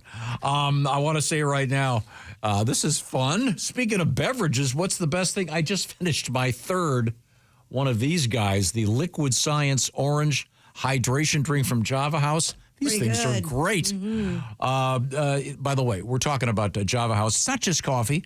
Of course, it's Java House tea and the aforementioned hydration drinks, hot chocolate, lattes, energy drinks, the whole deal. And Java House has something kind of cool going on right now. If you're kind of disappointed with the coffee room at your place of business, Java House has the great answer: peel and pour pods. You don't have to stick it in some kind of newfangled machine. You just take this thing, peel it off, and add hot water, cold water, whatever you're into, and make yourself some coffee or tea. So no clunky, dirty machine, no mess. Amazingly smooth, of course. And there's something interesting going on right now. Java House is, of course, the official coffee and the official refreshments of the Bob and Tom Show. And we're giving you a chance to win Java House coffee for your office for an entire year, plus a special Bob and Tom Show gift pack with a hat, a hoodie, classic Bob and Tom Show CDs, so you can become the hero of your office. Visit bobandtom.com/contest to find out more about Java House. We got a great guest in the studio. He is comedian Derrick Stroup. Also coming up, Leanne Morgan. So hang out with us in the O'Reilly Auto Parts studios. This is the Bob and Tom Show. Thanks for listening to the Bob and Tom Show this morning. The show is also out there for you on our YouTube channel. Watch and subscribe. This is the Bob and Tom Show.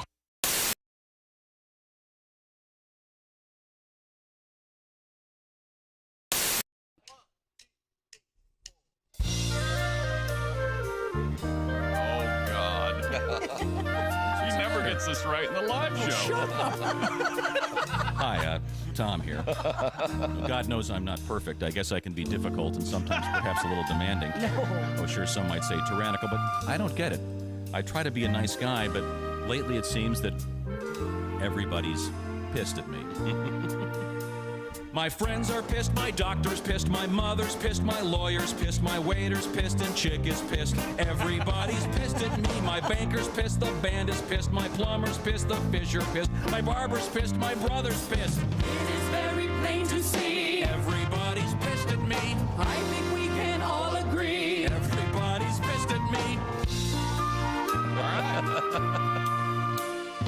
Tom, you are an evil bastard. We're all pissed at you today. I am sick of all your bitching. Here's a check. Go away. Yeah.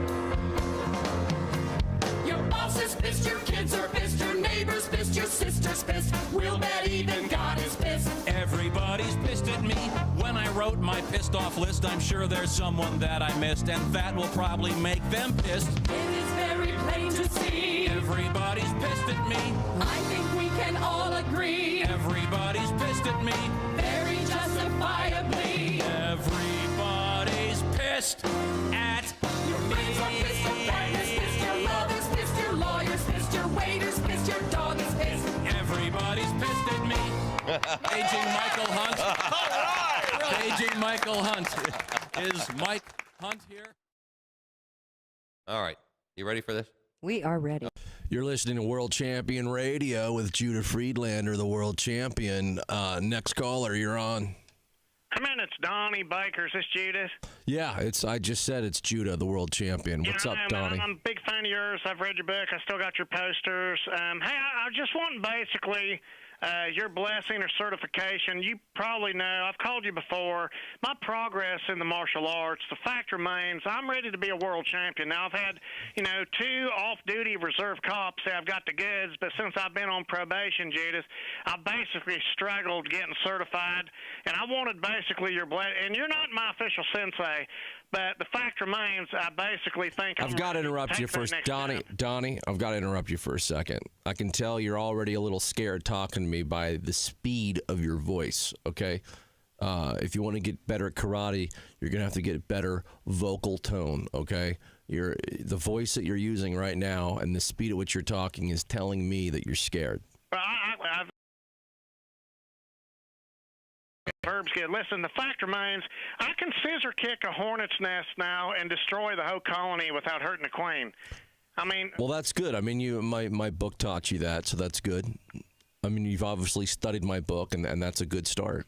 And I know I'm basically, and you don't know this, and I've not told you this before, and I don't want your sympathy, and I'm not a cripple, but I have had Tommy John surgery on both knees, and I'm sorry. I've actually never had surgery. I've never needed it, so I can't relate to your problem. No offense. But no, I'm not offended. But see, I ain't lucky like you. Your name's Judah. You were born for this. If my name was Taekwondo Baker, I'd have the same luck. But you've kind of had a golden spoon in the martial arts. No offense, but Judah, Freelanders, duh. No wonder why you're so good at it. If I've studied switchblades. I've had to work my way up. Yeah, well, see, that's one of your problems right there is you started your training using weapons, okay? And if you want to be a really good fighter, you have to learn to fight without weapons. So I need you to get rid of all your weapons, all your switchblades, all your butter knives, okay? And start from the beginning. You got to use your body. I'll take your advice, but see, this is hard. I've always been, you're talking. Hey, I'm not saying it's easy. Becoming the world champ's not easy, Donnie. Okay. I know, Jude. Well, listen, can I call you back when things get better? Yeah, I hope things do get better for you. How many sit-ups are you going to do today? You know what? I'm on break now. We're not supposed to do any calisthenics or nothing like that on break. How many push-ups are you going to do today? Made me drop my shorts and turn a cough to check me for asthma, and my test results came back short. Listen, I'll call you back when I'm off break. All right, that sounds good. I actually have to do some push-ups and sit-ups at the same time right now. So keep training, okay? You're the best, man. Keep rocking. Stay tough. I got to go. You know it. Okay, Donnie. Okay, that was Donnie, everybody. We wish him well. He's trying. He's read my book. I think he needs to reread it. Padres 2-1, bottom of the 7th. Why did it stop? Are you watching check baseball local listings. right Hang in, I've got to put my. Not check local listings. That's the game. That's the Major League Baseball opening game in Seoul, South Korea. Hey, if you listen to a rebroadcast of the show, that information is very, I see. I'm sorry. Yeah, reality. you've thrown me into a tizzy. I'm listening to a podcast. I don't know what day it is. They just said the Dodgers, the Padres were playing. How am I supposed to figure this out? I'll explain time zones to you later, Gilligan. Oh, God, you're an idiot. Yesterday, podcasts can be... Go on. Just podcasts. Yeah, you're broadcast. Yesterday, you were talking about S&H green stamps. We're right at the end. Writes Jack. Hog off? I was watching a rerun of Hollywood Squares. One of the prizes they offered in the secret square was 1 million S&H green stamps. Whoa! Valued at $2,500. When did this happen? I'll get you a jacket. God, I hope they were already in the books. Could you imagine? I'm confused, though. Did you say that these S&H green stamps now they're worth $2,500? That's what you said, right? No, it said... I have no concept of time or where I am on the planet. You have to talk slow. I rely on my radio show to inform me where I am and what day it is.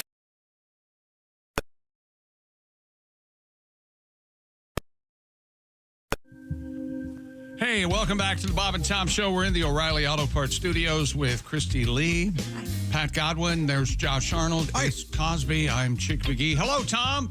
We have a special guest. We do. We have a great comedian in the studio. He is Derrick Stroup, and we're going to kind of make this a short break because we've got something special coming up. But real quick, I just heard off the air you are A, newly married, and B, your wife is. Yeah, we got a baby coming here soon, and yeah, we got married at the beginning of the year. Lots happening. Congratulations! So, yeah, thank you so much. It's been great. Yeah, you don't have to answer. This is a yes or no question. Have you picked out a name? Oh yeah, Seth. Oh, going to be his name. Yeah, super excited. We our first child. I mean, I'll tell you what's interesting. I just never, through her pregnancy, and by the way, she's the most beautiful she's ever looked. It's true. I always heard that about, you're being pregnant and she's glowing. But I never knew as a big guy how helpful I would be in her pregnancy. Because everything she's been through, I've already been through. Oh, yeah. I mean, really. I mean, it's wild. I mean, she came in, she's like, Derrick, I can't sleep on my stomach or my back. I go, me either, Alyssa. I can't. I had to tell her about putting a pillow between your legs. I go, you're gonna have to flip. Side to side. I mean, everything. I mean, there's nothing she's going through. I mean, she's like, I'm chafing. I go, I was about to say that to you. Had to teach her about Gold Bond, I was like, you're going to smell weird, but you're going to be on the move. But yeah, it's so, I mean, everything she's going through, I just feel like I'm helping. Every day she battles heartburn, and we're arm in arm in that, It's really neat, though. So great. It's a lot of fun. That's wonderful. There's a lot of questions I have for you. I know you got a bunch of stuff coming up, and that would include a special filming of your new comedy special. You'll be in Birmingham, Alabama, October 4th. Yep. Plus Des Moines coming up and The Tonight Show with Jimmy Fallon. We'll get all the details on all that stuff when we return to the O'Reilly Auto Parts Studios. This is the Bob and Tom Show. Become a Bob and Tom VIP and get your Bob and Tom fix 24/7. Get all the info in the VIP area at bobandtom.com.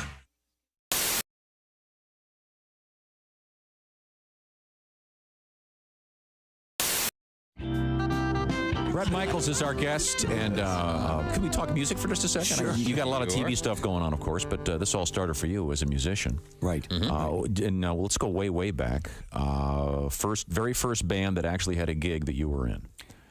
That was Laser. And let me explain the ridiculousness of the comedy of errors that is my life. We decided we wanted the AC/DC Lightning Bolt / Kiss Z. It was like an S. So we were Laser, Lazer. Right. Then we had no money for a backdrop like Kiss had, right? So we decided we took one of the old school, I'm going way back, old school bed sheets. You remember they used to make those 3D looking bedspreads that have like a tiger so we had the band Laser with a tiger backdrop. That was our backdrop. And then we went to Chess King, where we bought. Love it. Yes. Chess King. Are they even still around anymore? No, wait. I'm going back a few years. I know you are. I got our members only jackets, and we stopped into Chess King at the Capital City Mall, and they only had 3 of the 4 aluminum foil looking members only chromish jackets, and 3 of the 4 members had to walk around with it, and the other member, the drummer, was left out. And then we would change off the jackets, and we had our first gig in Marlon, or my friend Marlon at Jan's basement, charged 25 cents, and about 6 of the neighborhood kids came down, and we played a couple Kiss songs. And then what we didn't know, we just put the record on. We played along. We played along. Like, we don't know all of this song. We at the beginning of Rock and Roll All Night, and then we referenced the album after that. Look at that. Great. Laser. And may I ask what particular hair configuration was happening for you at that point? It was, again, a combination of awful. We hadn't gotten that far. A combination of awful and what? We hadn't gotten the other part. Yeah, no, it wasn't good. I know that a little bit. Uh-oh, we have a phone call. Hold on, Bob and Tom Show. Hey, man, it's Donnie Baker. Hey, Donnie. Hang on 1 second, Donnie. We got a special guest in the studio. Hey, is Brett there? He's here. Brett's here, yeah. Hey, Donnie. Thought you would aim poison, just like Journey with that Puerto Rican from Mexico. I'll say it right to Neil Strong. That's right. Christy, could you make it any more obvious? What? We was just talking at work making fun of you. Why? What are you talking about? Is that Hurricane Earl in your panties? You're just happy to see him today. Thanks, Donnie. All right, thanks, Donnie. Oh, yeah. Thanks very much. I can't help but notice, sir, you're wearing extremely tight, what are those called? They are called Lycra Spandex Pursuit Pants. Now, is that a potato in the front there, or Tom? Glad to see you. Tom. Oh, I'm sorry. Looks like Jim and the twins are pretty cozy this morning, sir. Never hurts to advertise. Yeah, I guess it does. Oh, my God. Thank you very much, sir. He's smuggling topsoil for an offshore development project. Well, yeah, I always a White Castle. Really? Yeah. I was, I was so drunk I thought I was in McDonald's. I ordered a quarter pounder. I got 500 hamburgers. You know what I'm trying to say to you? Help me. Hey, thank you. Pick a number between 1 and 50. We'll ask our guest, then I'll just hit a random sound effect. We'll see if it fits the commercial. All right. 1 and 50, Clinton. Pick a number. 35. 35. That's Andy Moore Ford. 35. Here we go. Heavenly deals at Andy. There you go. You'll think you've died and gone to Pick car heaven. another number, At Clinton. Andy Moore Ford. 27. 27. Andy Moore Ford. Electrifying deals at Andy Moore Ford. Okay, pick another number. Go ahead, Clinton. Any number. 8. 8? Okay. Oh, Lord. Oh, dear. They have body shop. They have a body shop at Andy Moore Ford. Any other number. Go ahead. Pick one more. 19. That's our manager screaming at the fabulous deals you'll find. Where is that? At Andy Moore Ford. Okay. This is the Bob and Tom Show on, this morning. Man, I wish I'd lived to hear today's show. Me too. I wish I was here. You know, there's a reason I'd never heard of this band. Why? Because this guy had to have his penis cut off for publicity. You know, I prefer musicians who can actually make it on their skill, not on their lack of a dick. So, yikes! I knew you'd. I know how to make it in show business. That's what I said. Yikes! I know how to make it in show business. First we whip it out, and then we take a cleaver. How does he pee? Sitting down. Or all over the place. Yeah. That was the video. No, that's not true. How does he pee? Depends. Okay, never mind. Sorry I asked. Hard copy all of a sudden. This exclusive. Dogs die in the cargo hold? Occasionally. And then they just replace them with a dog that looks similar. They got a big dog farm for these things, man. All the airlines share the same dog farm. Dave, we need a Shih Tzu. Brown face, white feet. We need a Shih Tzu, gate C27. It's a number 8. Yeah. Bring us that And, number 8. another newfie coming in on United. Try to take care of that. Yeah, he's stiffer a board. Come on in. Okay. The big danger at this time of year is the heat. If they were down there, and if the plane is delayed on the tarmac for any reason, it can be a problem. So that was just a story this week that came out. Do the People right thing. Drive your dog. Warning folks that are flying their dogs about that. There you go. I ain't making this up. And if it's a small dog, like a little tiny little hand dog, yeah, you can put it underneath your seat. no, just throw it out the window because those aren't real dogs. Those aren't real dogs. This is cool. I like doing radio. How can you change a dinosaur's name? I don't know. Yeah, halfway through. Halfway through. Do you know what the smallest dinosaur was? What? The clitoris. Very tiny. Little red, pinkish dinosaur. Well, congratulations. Wow. You finally got it on the air. Done it, haven't you? Congratulations. Way to go. See, all that filthy lunch talk, and now it's on the air. Are you happy now? Are you a big man saying clitoris? Is that it? See, I always thought the smallest one was the lick-a-lot-of-puss, but apparently.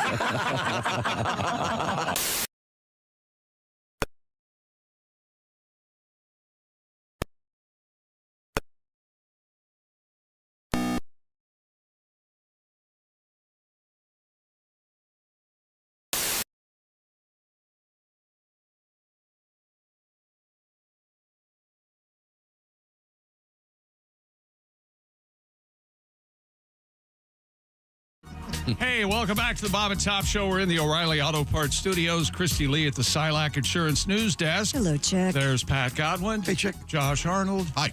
Ace Cosby. I'm Chick McGee. Tom, we have a special guest in the studio and on the TV screen, I believe. And they're both Alabamians, by the way, from Huntsville, Alabama. We have the very handsome Derrick Stroup, and we have the gorgeous Leanne Morgan right behind that screen. Hi, Leanne. How are you? Hey, my darling. I wish I could say I'm from Huntsville, Alabama, but I'm not. Derrick, hello, sweet doll. Hey, y'all. Hey, Christy, Leanne. Everybody, thank y'all for having me. Great seeing you. Now, are you home? No, my darling, I'm never home. I'm in Columbus, Ohio. I'm doing their state fair. All right. Okay. We're getting ready for another state fair. It's always great. Are you going to try any of the typically very unhealthy fair food? I would love to, and they tell me they've got a new chocolate funnel cake, which set me on fire. But I'm trying to fit in my pants. Okay. You know, because of Hollywood. Yeah, you're Hollywood now, girl. And this is interesting. I mean, you're working with, it's my understanding anyway, you're working with Chuck Lorre, the producer of so many terrific shows. Great. Yes. And what's the nature of this show going to be? Can you tell us? Yes, my darling. They and Chuck Lorre came up for this, and I kind of bucked it at first because it was just it's not based on my real life, and now I realize that was the smartest thing he ever did because that would be weird. It is. He came up with the premise that I am a woman that's been married 30-something years, and her husband breaks up with her, leaves her on an email. And goes after a younger woman. And now she's got a grandbaby. She's got to take care of her elderly parents. She's got her sister, her children. And now she's got to figure out what in the world she's going to do. And the reason why they did that, one, they don't want it based on my real life because that would be weird. But they wanted the sensibility of my comedy and my stand-up special on Netflix, I'm Every Woman. And I talked about a good friend of mine who went through a terrible divorce, and he got that idea from that universal idea of everybody has to start over sometime because of something. It doesn't have to be divorce. And what does that look like? Yeah. What's the name of your character, may I ask? Leanne. But it's not Leanne Morgan, though, is it? No, it is Leanne Murphy. Yeah. I found this out from our friend Rodney Carrington. He wanted to be Rodney Carrington on his TV show, and the guy said, well, if that's the case, everything you sell, we get the money. Because... Lord. Yeah. So well, do you have merch? I know you're doing a bunch of shows. Are there like Leanne Morgan T-shirts? Yeah, with things on it that say things like, I was so cute in the 80s. To the bed, that kind of thing. I think they did put some things on there that just say Leanne. I think they did. Well, I don't get to see it, y'all. I'm out in the, in the back. I don't get to see it. They might give you free one. You better ask them. Now, I want to make sure I got these dates right. Columbus, Ohio, that state fair date is June 29th? July 29th, sorry. Yeah, it's tomorrow night. What is today, y'all? That's the 28th. That's tomorrow. I'm doing that. July 31st, San Jose, and then August 2nd, Bakersfield at the Dignity Health Theater. Then way down the road, September 20th, Peoria, Illinois. Leanne Morgan, when do you start filming the TV show? Honey, I've wrapped it. It comes out July 31st on Netflix. So please, everybody and all of your 80, whatever y'all... I know y'all are the biggest and the best in the nation. Please, boys and girls out there, honey, binge watch that on July 31st. It comes out, y'all, Thursday, and I'm going to get the shingles. I'm worried about I hear it's great. I worked so hard, and I've got the best cast, y'all. Blake Clark plays my dad. Yes. Celia Weston's my mom. Kristen Johnston, Emmy Award-winning actress, plays my sister. Oh, that's wonderful. Yeah, that's awesome. Yeah, Ryan Stiles is my husband. I love it. The trailer is amazing. I am counting down the days as well. Yeah, I the can't wait to see it. Blake Clark was just our guest. I love Blake Clark. Mm-hmm. I love him. And I've been on vacation for a week, so I'm not up to speed. So now I realize the new Netflix sitcom, Leanne, starts this Thursday. Yeah. Now I've got something to look forward to. I hope you like it. Y'all run it. Tell people to run it in the background while they're cooking and vacuuming. Well, I want to do a second season, y'all. I was scared to death. It almost killed me. But then it was so much to learn and do. But once I settled in, we did 16 episodes. I thought, oh my gosh, this feels like home. I hope people love it, and I want to do it again. Are you good at memorizing lines? I am now. They told me when I thought that I was going to get the shingles when I moved out there. I lived in LA for 7 months, and they said, "We promise, Leanne, it's a muscle that you'll build. You will learn how to do this as weeks go on." And I was like, "No, I won't." I was so panicked. And then they hired me, a woman who just took care of me, and we went over that script every week. And I've never worked so hard in my life, but I did. I built a muscle, and I learned how to, because I was almost in every scene. I mean, there's very few episodes where I'm not in every scene. And so it was daunting, but I learned how to do it and absorb it. And we shot in front of a live audience on Friday night. Thursday, we shot what we couldn't shoot in front of an audience. And so, and honey, every day they're changing it. We would rehearse, and then if that joke didn't work, they would come up and rewrite it.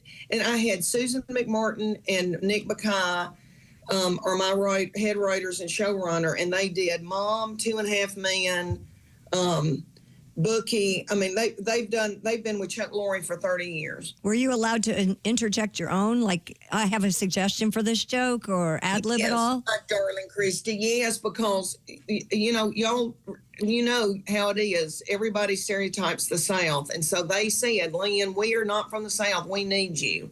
So, and we need, there's church scenes in there where I do Zumba in the basement of the church. Because I really do that.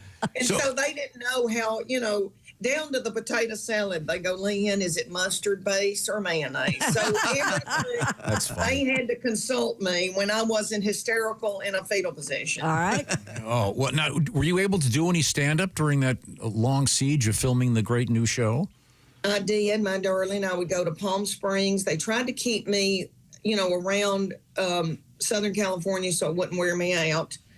And on the hiatus week, I would try to go home and see my family, or they would come out and see me, because I've got 2 grandbabies, y'all, that are 2 and 4, and I got to have those babies. So they really tried to, preserve my energy. But I had another Netflix special to get ready for. I just shot that, and now I'm touring on that until that drops in the fall. So, yeah, I mean, they let me work on stage because I couldn't forget that, y'all. Yeah. And once again, we're speaking with Leanne Morgan, a great comedian, and about to become, I guess, kind of a TV star, working with Chuck Lorre, who's responsible for the only sitcom I've seen every episode of, which is Mike and Molly, which, for my money, that just stands up. It's so brilliant. And I'm sure when he's working with him, that's just the best. That's got to feel so great. Oh, y'all. Okay. And y'all, I was on y'all's show probably in 2004 to 2006, somewhere that with the Southern Fried Chicks. Sure. And I don't know if y'all remember that. And Chrissy came out and helped us do a show and introduce us. You don't. But since then, I've had 4 development deals for sitcoms, and they were pretty big deals with ABC and Matt Williams that created Roseanne and Home Improvement. But nothing went this quick, this fast than with Chuck Lorre. The other ones, didn't make it. Chuck Lorre, when somebody says Chuck Lorre, they just go, "Okay, how many do you want to do?" We went in and pitched it to Netflix, and they basically bought it in the room and said, "We'll do whatever y'all want to do." I've never seen anything like it because of him. Are you having? I think they're pretty tickled with me. Yeah, I was about to say, and because of you, Leanne, and because of you. And I can't believe you've got 2, as you put it, grandbabies. You look amazing. Oh my God! Did you have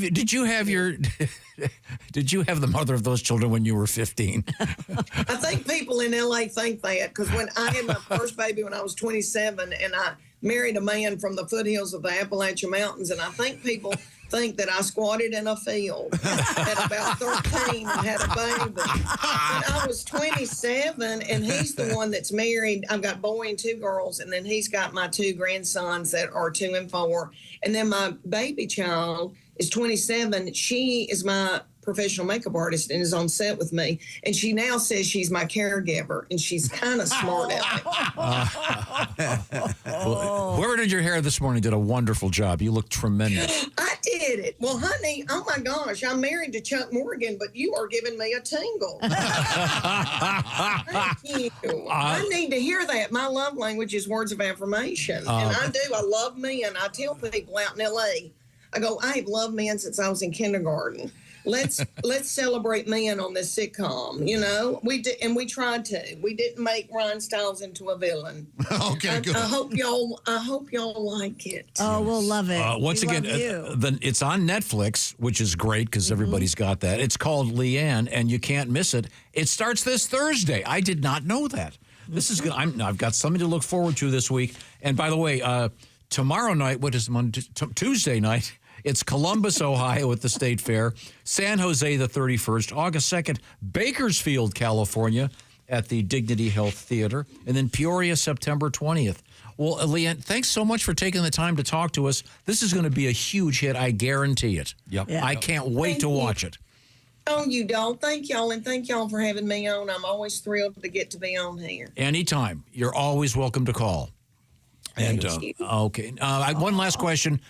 Did you grow up drinking Mountain Dew? That was a feature on our show this morning. There was a spell.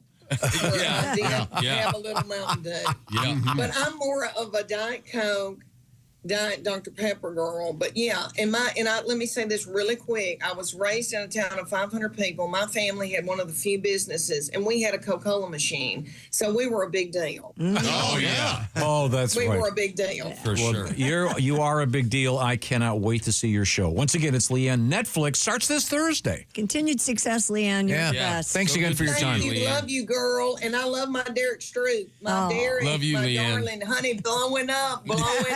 Every day. Thank you. Thank you. Okay. Well, that's great. Thanks. See you later. Bye. See you, Leanne.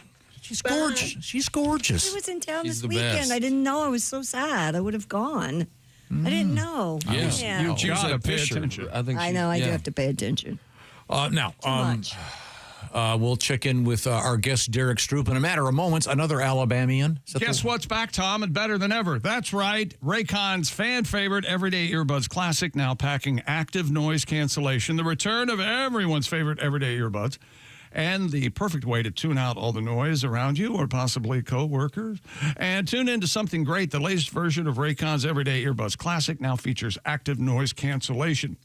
Pair that with 8 hours of playtime, 32 hours of battery life, and your Raycons will never leave your ears. The audio quality rivals all the big audio brands you know and love at half the price. And Icon has returned. Get yours today with free shipping on every pair of Raycon earbuds. And of course, we have a deal for you. Just go to buyraycon.com/Tom. Get 20% off the fan favorite Everyday Earbuds Classic right now. Raycon, 20% off their Everyday Earbuds Classic. That's buyraycon.com/Tom. Thank you very much, Chick. We're coming back with our great comedian guest. Leanne's from Tennessee, I think. Yeah, she's from Tennessee. And but you're the one from Alabama. I'm from Alabama, yep. All right, we're going to find out more about that and the fact you got a baby on the way. Yep. You're going to be speaking of the TV. You're on the Tonight Show coming up August 6th. And you got some live dates coming up, including Birmingham, Alabama, where you're filming your new comedy special in October. Details and all this stuff is coming up as we return to the O'Reilly Auto Parts Studios. This will still be the Bob and Tom Show.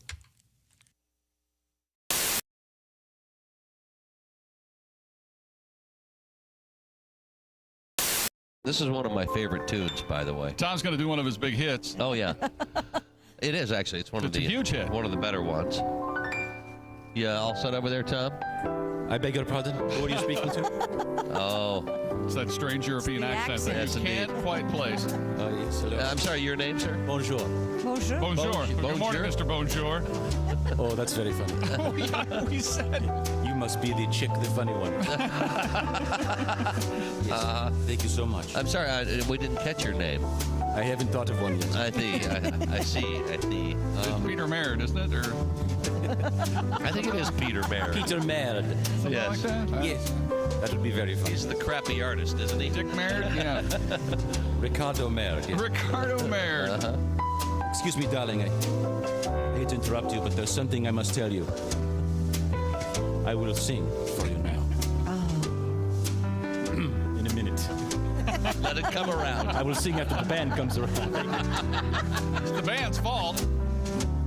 If you find yourself in Holland, they'll say to you, how yaman?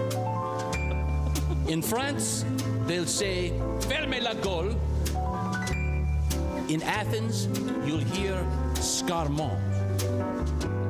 In Berlin, it's Helden Sie the Schnauzer! In Jakarta, it's simply bon com. Let me translate for you, darling. Shut up. Shut up. Shut up.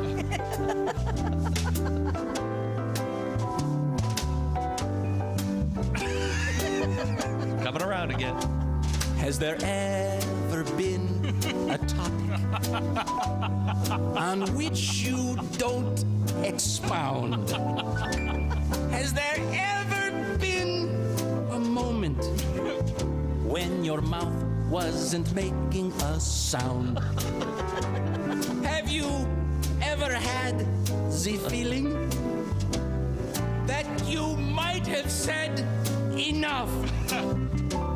I am begging you, my darling, shut up, shut up, shut up.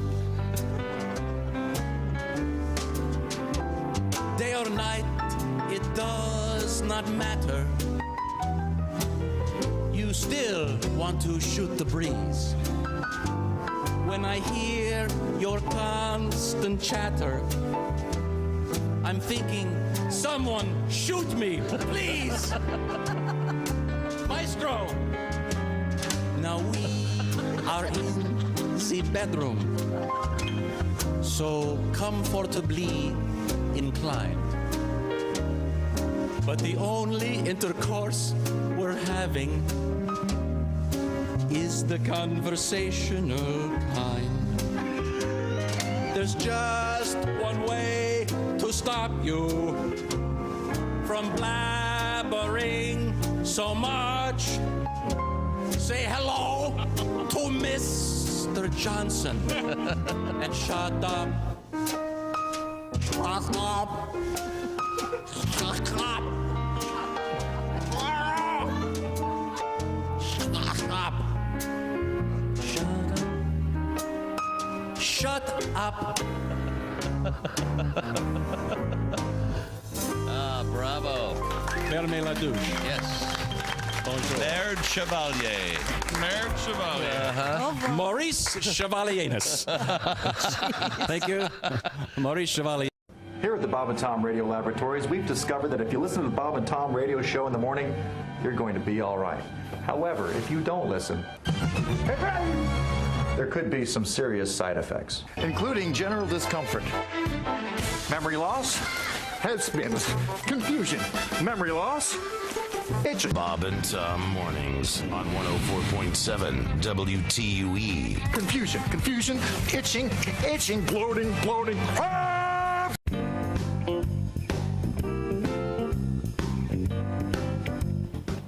Wouldn't you like to know what Chick McGee does while commercials are playing? I sure during the would. Bob and Tom show? Walk this way. Okay. Here you go. You're going into the restroom. Well, no, this happens sometimes. Sometimes you have to do quick decision making. It's locked. Right?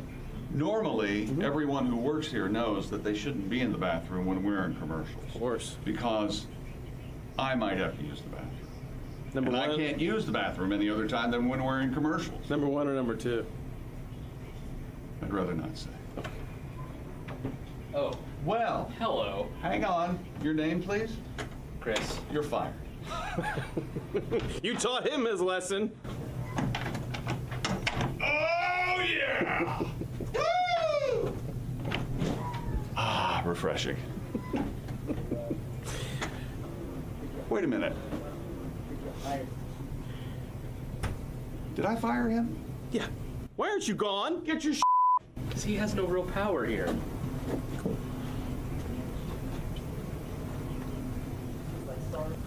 Feels like 111. Anyways, back to you, Chris. They were like, welcome back to the Bob and Tom Show. Here we are in the O'Reilly Auto Parts Studios. There's Christy Lee. Hello. Pat Godwin. Hey.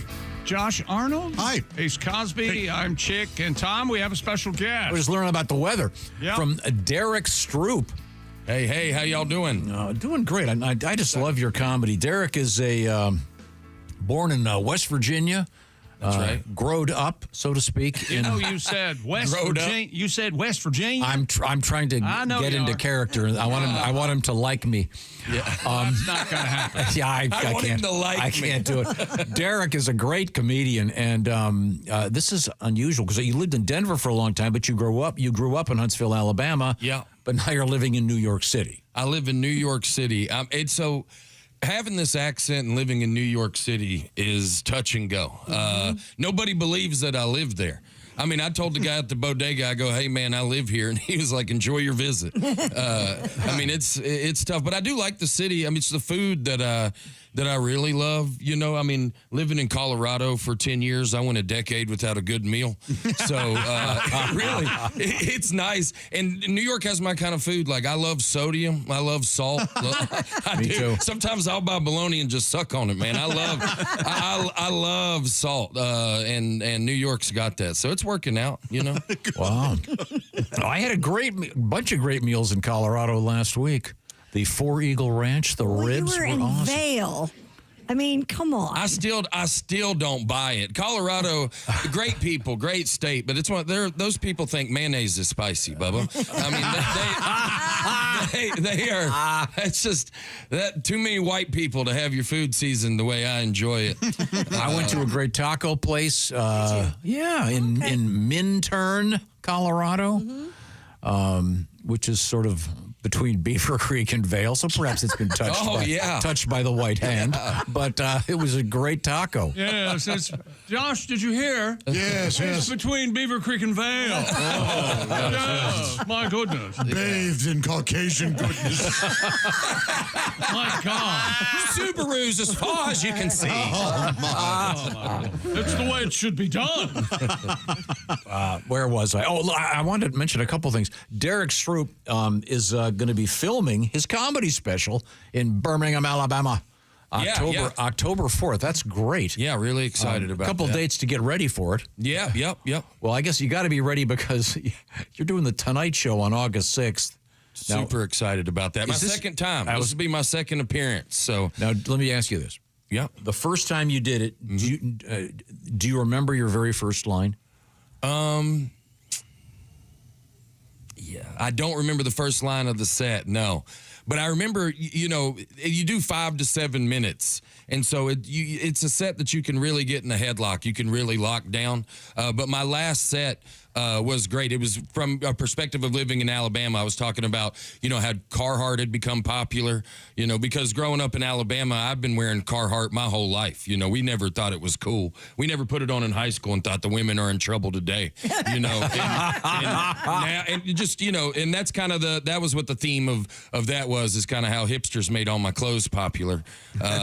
But yeah, I can remember that set well. I was really nervous, but at the same time, I was so excited. The Tonight Show, that 5-minute set, it's been going on since Johnny Carson. It's such a cool, unique thing that I've been watching since I was a kid. So it's one of my favorite things to do. I'm so excited to be back doing it again. And Fallon is such a nice guy. He's the nicest. Yeah. I mean, charisma overload. Yeah. But just genuinely a nice person. Super nice guy. So it's always, and that, I enjoy being part of that show.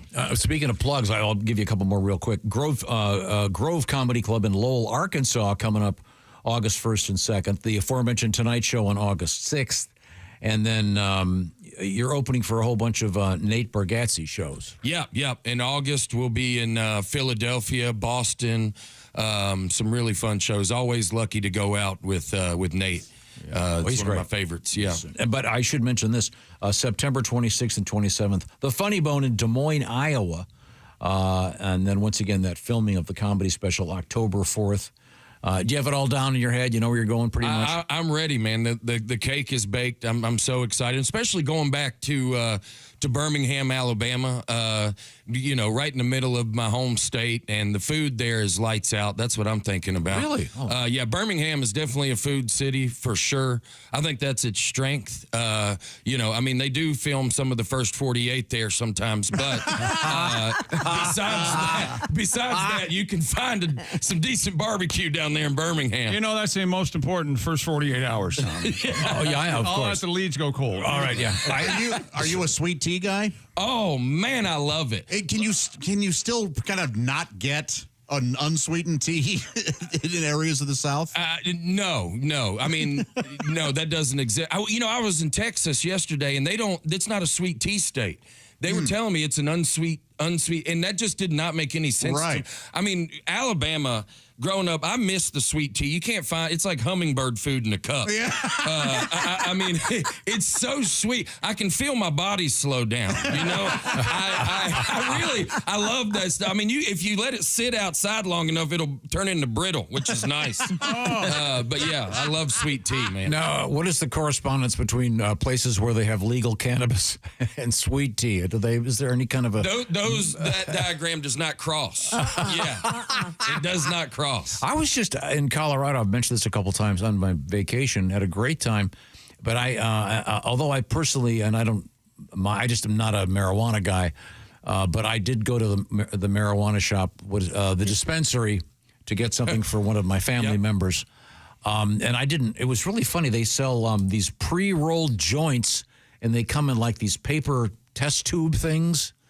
Really nice packaging and the whole deal. Now, you lived in Colorado for quite some time. Yeah. And no judgment intended. Are you a fan of the legal marijuana? I mean, it depends on, if you're somewhere where it's legal, then that's how I feel about it. If it's somewhere where it's illegal, then that's how I feel about it. In Colorado, it's not on your radar because it's like cigarettes there. It's got to be the place where it's the most legal. I mean, you see doctors on street corners, knocking down joints going, my goodness, I didn't think we were going to pull that out, and so just there, it's so part of the culture and how everything is. I take edibles to go to sleep at night. That helps me go to bed. I mean, I've tried, melatonin, but I needed its big brother, and so, I don't dabble in them. I'm trying to exit the chat. I'm trying to go to sleep. And it's like Ambien. If you don't find shelter before that storm hits, you're going to get caught in the rain. You need to be close to your bedroom. But yeah, I don't, living out there, you were around it, but it wasn't something that I felt either way about, really. Are you a cigarette smoker? No, I don't smoke anything. Yeah, the wildest I get, I take those gummies at night, and I still believe in the space program, I guess you could say. But yeah, I didn't see a lot of people smoking. I did get into a gondola to go up to the top of the mountain, and apparently the person who'd been in it prior to I guess the person who'd either gone up or down in it had been smoking some pretty serious weed. So, yeah. You're going to find that there for sure. Like, especially, I think it's part of the skiing. I don't ski, but I've always heard skiers and all that. I think they're burning down before they hit the slopes. Which I guess is better than 3 shots of bourbon. That'd be, I think that you'd be better off going the other way. I don't know. I wouldn't want to do either because. You want to be in control. Yeah, that's what I would think. I don't want to say, that's a cool looking tree. Boom! Oh. Yeah, exactly. Yeah, you'd have to think. Well, we're speaking, by the way, with Derrick Stroup. You can find out all the information at DerrickStroupComedy.com. That's right. That's my website. And, on the road all the time. I appreciate y'all having me again. It's always a blast. Yeah. Oh, great seeing you. And we've already found out that you're going to have a son. You've already named him Seth. Yeah. Which is cool. Is that a family name? That's my middle name. Yeah. So, I'm excited. Seth Stroop will be here before we know it. So it'll be good. Can I ask what the approximate due date is? Yeah, it's going to be at the end of August here. Wow. September. Yeah, it's coming up. Yeah, it's moving fast. Me and her, the dynamic has changed. Like I'm usually a lot bigger than my wife. Like, if you see us coming, you go, man, he must be funny. And now, I mean, because like I've gained 20 pounds during her pregnancy, which has been a wild ride. The sympathy weight? Yeah, I guess. But I had to draw the line recently. I go, listen, you're going to have the baby, and you're not going to be like, you're renting your property. I own this land. You know what I mean? That's what I'm trying to say. I mean, I can't take a big dump and lose this thing. This is gonna, this is me now. This is the new me. My kid's dad did that. He gained a lot of weight. When I was pregnant, it's too. crazy. Yeah. I'm gaining so much, and it's not. I don't know. I mean, I can't like be like, well, normally I'm eating salads. Nothing's working out, but it's what time we're eating. You know, she at midnight, she's like, I could go for some lo mein. We live in New York City. If she wants lo mein at midnight, it's gonna be there. Yeah, for sure. Once again, we're speaking with Derrick Stroup. The baby is on the way. I know I've been told you have to leave. Yeah, I got a flight to catch here. Okay, we don't want you to miss your plane. Oh, good. And I've learned a lot here. That the sweet tea Venn diagram does not cross the cannabis diagram. It doesn't need to. It's it's already its own. And what's his website again, Tom? It's DerrickStroopComedy.com, I think. Okay. That's right. Thank you. And real quick, once again, the Tonight Show on August 6th. And then also filming that filming the new comedy special, Birmingham, Alabama, October 4th. And I'm looking forward to seeing that. And I'm looking forward to checking out you and Jimmy Fallon coming up on August 6th. Thank you. Thank you. So terrific stand-up. Derrick, what a great pleasure. Thanks for taking the time. Yeah, thank y'all for having me. Always love coming by. I really enjoy the show. Always have. You're welcome anytime, my friend. Thank you. Yep. Now, I got to check in with Mr. McGee. Is that correct? Yes, I guess. Simply Safe is here, the do-it-yourself home security system, a system that works to prevent that break-in. After the people already gotten in your house, it's way too late. Simply Safe is here at the Bob and Tom Studios as well, and they have the new Active Guard outdoor protection that helps stop break-ins before they happen. AI-powered cameras and live monitoring agents detect suspicious activity around your property. If someone's lurking, agents talk to them in real time. They can turn on spotlights and call the police, proactively deterring crime before it starts. No contracts, no hidden fees. 4 million plus Americans trust Simply Safe, and it's been named Best Home Security System of 2025 by CNET. Visit simplysafetom.com, and boy, do we have a deal for you. Claim 50% off a new system with a professional monitoring plan to get your first month free. That's simplysafetom.com, half off your first month free. There's no safe like Simply Safe. Well, thank you very much. Coming up, are we going to do any news from Christy Lee today? Hopefully not. Okay, good. We'll do something else. Thanks again, Derrick. We are in the O'Reilly Auto Parts Studios. This is the Bob and Tom Show. Want to share something? Send us an email. bobandtom@bobandtom.com. This is the Bob and Tom Show.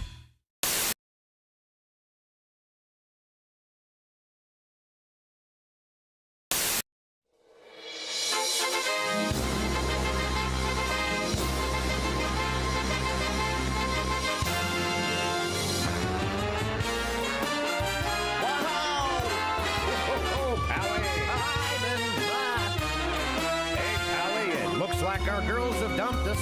Whoa, baby, blow me a kiss as you're leaving. Blow me a kiss right now.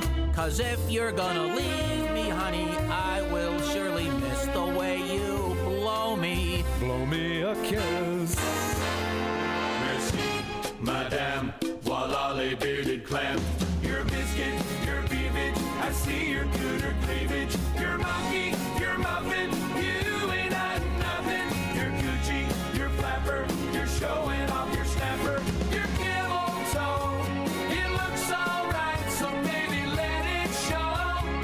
Looks like a big taco. I see your camel toe. Menage à trois. One man, two women, ooh la la, find a friend to play. Surround my face with tea and day. You say you're straight, but you're not bi. How will you know until you try? The thought of nookie makes you sick. Just hold your nose and take a lick.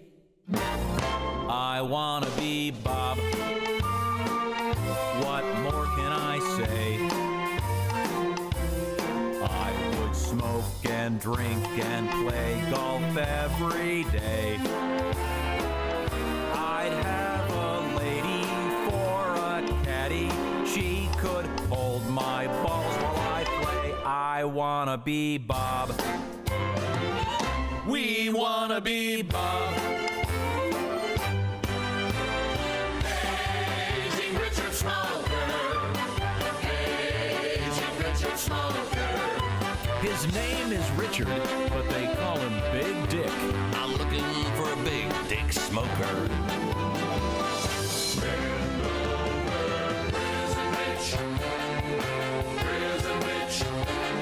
Turn out the lights, 'cause I can hardly wait. Yeah. Prison Rich. When I get out, I'm ready to go straight. Bombs and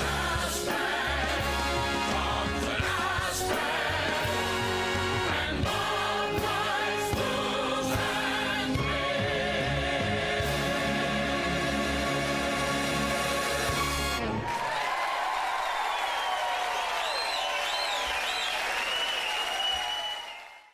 Surprise guest.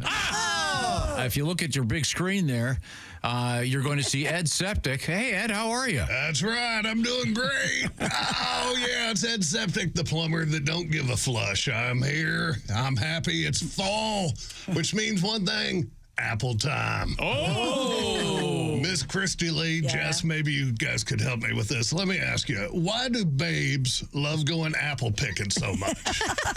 Well, you're outside. It's pretty. It's nice. You get fresh fruit. I get that, but you're paying a company money to do their job for them. Actually, that's a pretty brilliant business model. Actually, it probably only works with apples, though. Yeah? Your old lady can't be all like, hey, babe, you know what'd be fun? How about next Saturday we go work a couple hours down at the Foot Locker? I've never once gotten a call from abroad asking if they could use the honey dipper to take their man out to go suck some septic. Yeah, septic sucking, not fun. Of all jobs, why apple picking? You broads pick a cool job. Go into your man and be like, hey, babe, this Sunday, let's go be NFL referees for the afternoon. Cool. Or, hey, hon, I was thinking we could go be fluffers on an all-female porno shoot. Christy, you realize you're taking someone else's job. They just hiked 4 months to get to that job. They show up and they're like, sorry, Cassidy and Megan thought it'd be fun to take a hayride and go apple picking with their boyfriends for the afternoon. So no job for you, Jorge. Maybe try over at the pumpkin patch down the street. Well, actually, now that I'm thinking about it, apples and pumpkins, they'd probably, maybe check the watermelon farm. Anyway, I used to work at an apple orchard growing up. Not everybody knows that. My job was picking all the rotted up apples up off the ground. They'd use them to make cider, hand to God. Though you know who likes apples more than a white lady in a tan tunic? Who? Worms and bees. They love them. Yeah, I got stung up a bunch and caught a raging case of the ringworm.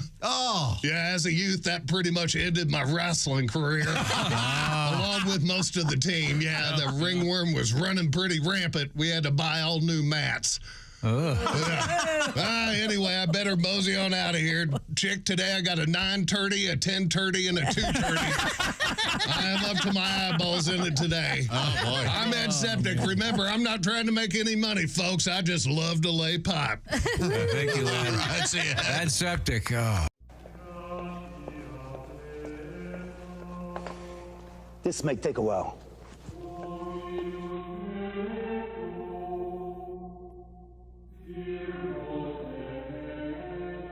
Say, how'd it go, boss? He said he's heard worse. He says he's heard worse. He says he hears worse every morning. Bob and Tom in the morning. Louisville's classic rock all day on 95.7 QMF. Please forgive us.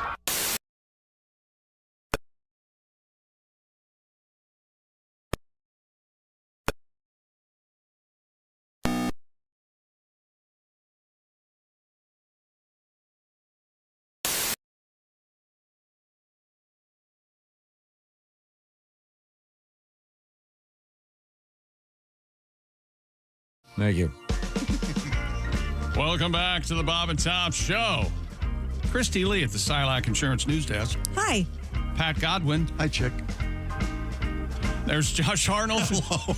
Ace Cosby. We're in the O'Reilly Auto Parts studios. I'm Chick. Hello, Tom. We don't have enough time to give. There's a couple stories we've got coming up that I'm so excited about. But I think we could probably. Do either of them have to do with a butt? One of them. Well, One that of them does. that one. But we have to save that for tomorrow. That's just too good. Christy. yeah. And I've got a good idea for a song for Pat. Is it about butts? Yes. But we should do this one because we've been talking about comedy all day. How about this? We'll wrap it up with this. The Mayo Clinic medical residents are taking improv classes to improve relationships with their patients. Workshops are being taught by improv comedy coach and Mayo Clinic artist in residence, Tane Danger. Huh? That's This his is not a name. real. This sounds like an Onion story. He uses improv theater techniques to help physicians be comfortable using humor, curiosity, Yes, and empathy in their interactions with patients and each other. Okay. Dr. Chris Boswell, who oversees the doctors doing the improv training, told NPR News that the classes also help residents think on their feet in evolving situations and teach them how to adapt. Did you ever do improv, Josh? Oh, for years. Yeah, for years. Did you the kind where you'd go, okay, I need someone from the audience? Yeah, I did that. And I did short form and long form. Yeah. He was in the troupe called No But. Yeah. Yes. Yeah. They weren't very successful. And not yes and? Okay. A lot of times, that's my favorite thing about improv, are the name of the groups. Oh, yeah, some are quite Well, silly. like Fish, Beer, Mice or something. That's one of my... Oh, Beer Shark Mice? Beer Shark Yeah. Mice. Yeah, that's a good one. I saw a great outfit. I'm not kidding. They were called the Reification Company. They were just terrific. They're defunct now, but cool. I like that thing where they ask something, like in this case, they're at the Mayo Clinic. Yeah. Name a disease? Yeah, Give no, us a disease? anybody in the audience have a kid? I need a kidney. But that's great. I think a lot of outfits do that. But we've all had a doctor that has no bedside manner. Sure, but I mean, and if this will help. It would really help. But sometimes you want your doctor to be so into that thing that they're doing that he or she is too busy to joke around.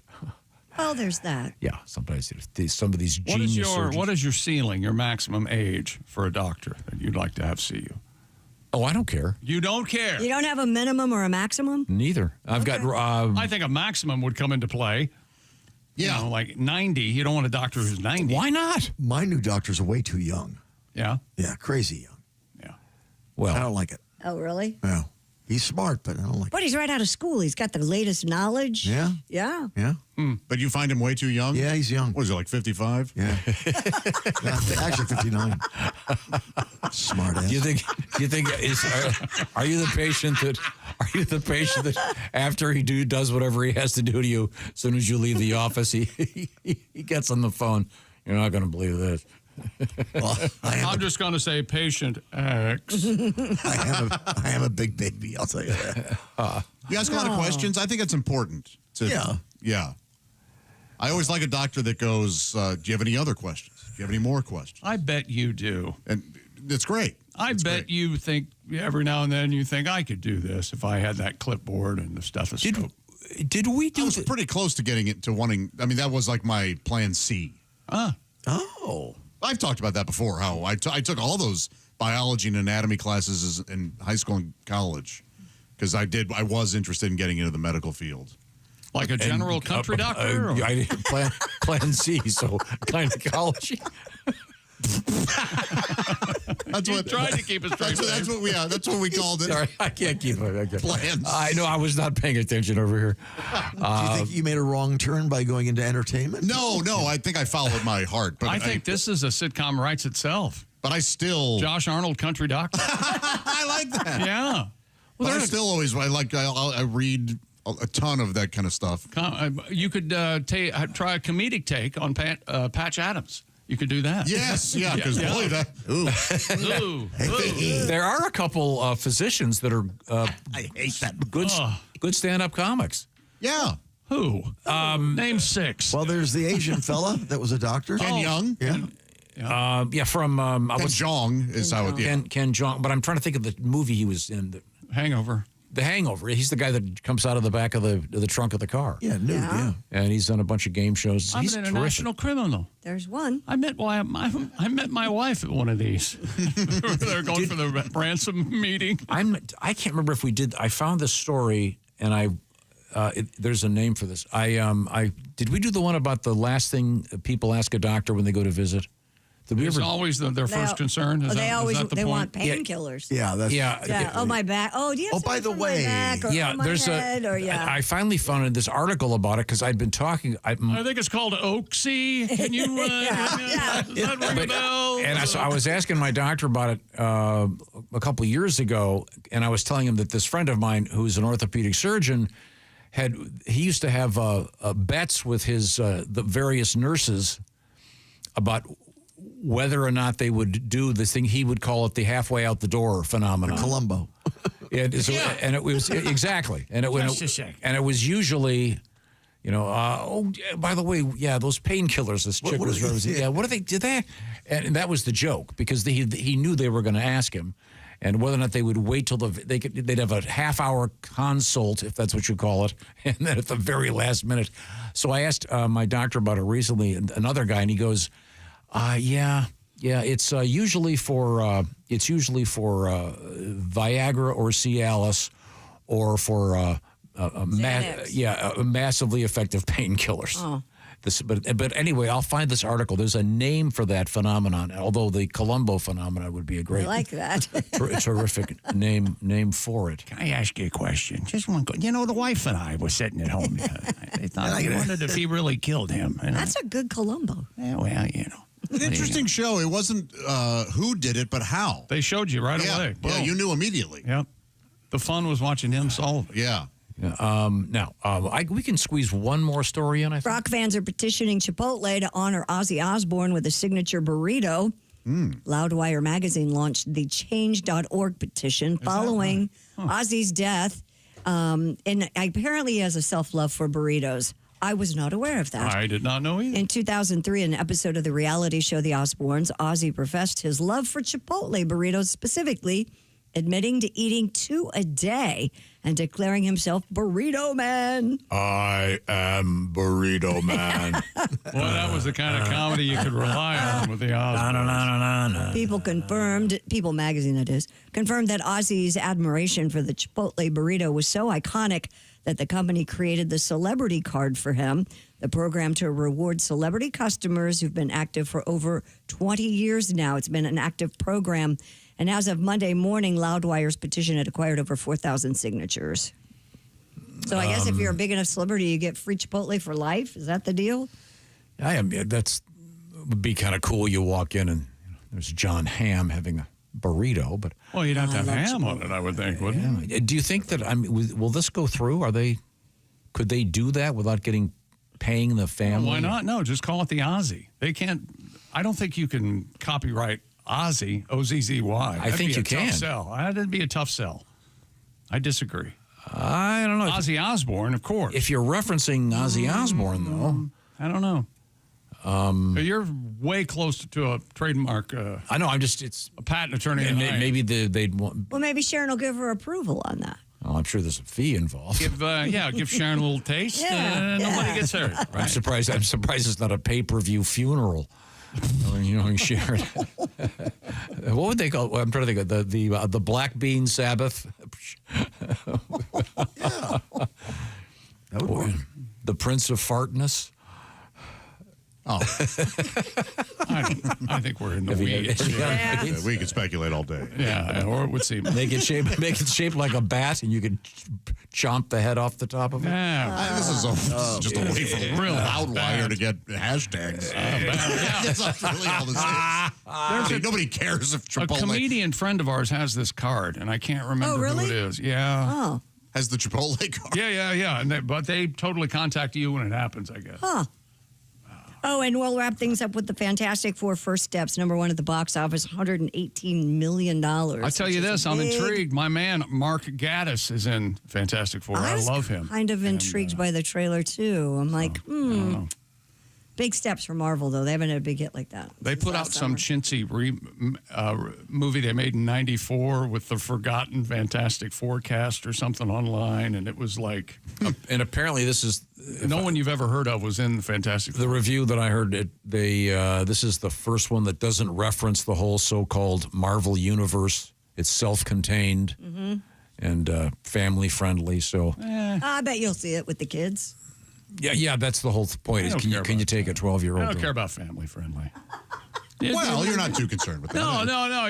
Even if you ever take them to see Taxi Driver, show them stuff. Yes. Yeah, Deer Hunter. Put Deer Hunter on. Yes. They got to learn. Wake up. Yeah, come on. Wake up call. Hello, toddler. It's a cruel world. We are saying...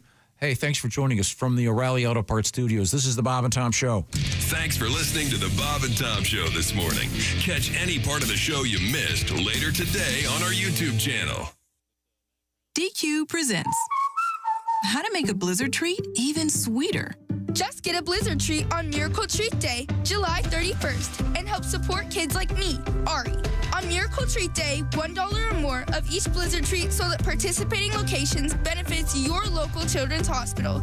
So treat yourself in the most meaningful way and support local kids like me on Miracle Treat Day at DQ, Thursday, July 31st.